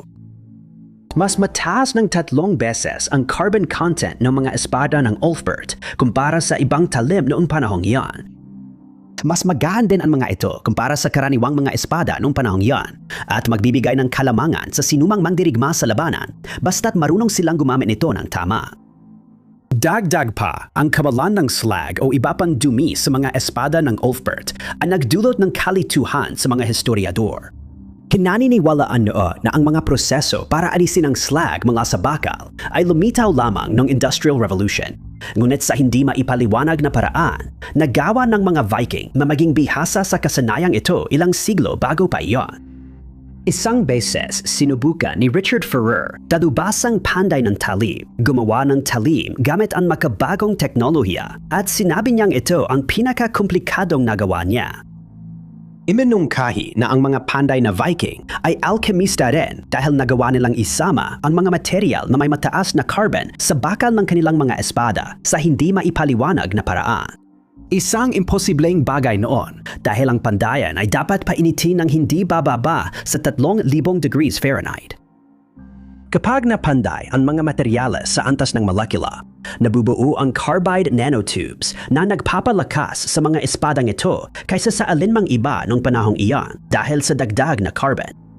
Ngayon, tiyak na hindi galing silangan ang bakal na ginamit sa paggawa ng mga espada ng Ulfbert dahil natuklasang may manganese ito at ang mga pangharang sakam ay gawa sa bakal na may arsenic. Pinaniniwala ang galing ito sa ibang bahagi ng Europa. Iminumungkahi na nasa rehiyon ng Taunus sa Alemanya ang mga pandayan na ito. At alam na ang mga monghe na naninirahan sa lugar na iyon noong panahong iyon ay gumagawa rin ng mga talim, ngunit wala sa kanilang mga tala ang tumutukoy sa mga espada ng Ulfbert at nananatiling hindi nalulutas ang misteryo kung paano ito ginawa. Ngayon, hindi na natin gaanong pinapansin ang mga bombilya maliban kung kailangan palitan at normal na itong bahagi ng araw-araw. Pero 2,000 taon na ang nakalipas, wala pang nakaisip ng ganitong imbensyon o iyon ang akala hanggang madiskubre ang mural ng Dendera. Ang Dendera Complex ay matatagpuan mga 40 milya mula sa Luxor sa Ehipto at isa pa rin ito sa mga pinakamatatag na napreserbang sinaunang santuaryo ng mga Ehipsyo na natuklasan. Ang templong ito ay itinayo ng Ptolemaic at Romano bilang parangal kay Hathor, diyosa ng pagkamayabong, pagiging ina, kasiyahan, musika at kagandahan. Sa ilalim ng templong ito, natagpuan ng mga arkeologo ang 3 ukit na bato. Isa rito ay may larawan ng bagay na hindi pa rin napapaliwanag hanggang ngayon. Ang larawan ay kapansin-pansing kahawig ng isang modernong bombilya o kahit isang maagang bersyon nito na siya nagdulot ng pagkarito sa mga historiador. Sa loob ng bombilya ay may larawan ng isang ahas na bumababa patungo sa isang bulaklak ng lotus na matatagpuan sa lugar kung saan karaniwang makikita ang socket ng isang modernong bombilya. Kasama rin dito ang larawan ng maliit na kawad na may Diyos ng hangin na nakaluhod. Ang mga figurang ahas ay nakakabit sa dalawang brasong haliging jed malapit sa bombilya at may larawan din ng baboon na may hawak na dalawang talim sa mural. Ayon sa ilang eksperto, ang ahas ay sumisimbolo sa filament ng bombilya at ang haligi ay insulator nito. Ang baboon ay tinuturing na babalang karatula ngayon na nagpapaalala sa mga makakakita ng mural na maari silang masaktan o mapahamak kung hahawakan o gagamitin ng aparato ng pabaya. Bukod pa rito, pinaniniwalaan na ang mural na ito ay hindi basta-basta lang ginawa sa templo, kundi may mga espesyal na paghahanda munang isinagawa bago ito inukit. Ang gusali ay yari sa sandstone, ngunit isang malaking bloke ng apog ang inilagay bago inukit ang mural.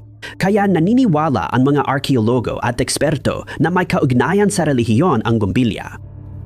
Sa haliging jed, simbolo ng katatagan, tibay at muling pagkabuhay ni Osiris. Nadiskubre ng mga mananaliksik ang mga inskripsyon may kahulugang tibay at katatagan. Kahit alam na ang ibig sabihin ng mga salitang ito, misteryo pa rin ang pinagmulan ng haligi. Bagamat malabong, ginamit ng sinaunang Ehipsyo ang bombilya libo-libong taon na ang nakalipas. Maraming eksperto ang nagsasabing may ritual ang kanilang mga pari na lumilika ng liwanag.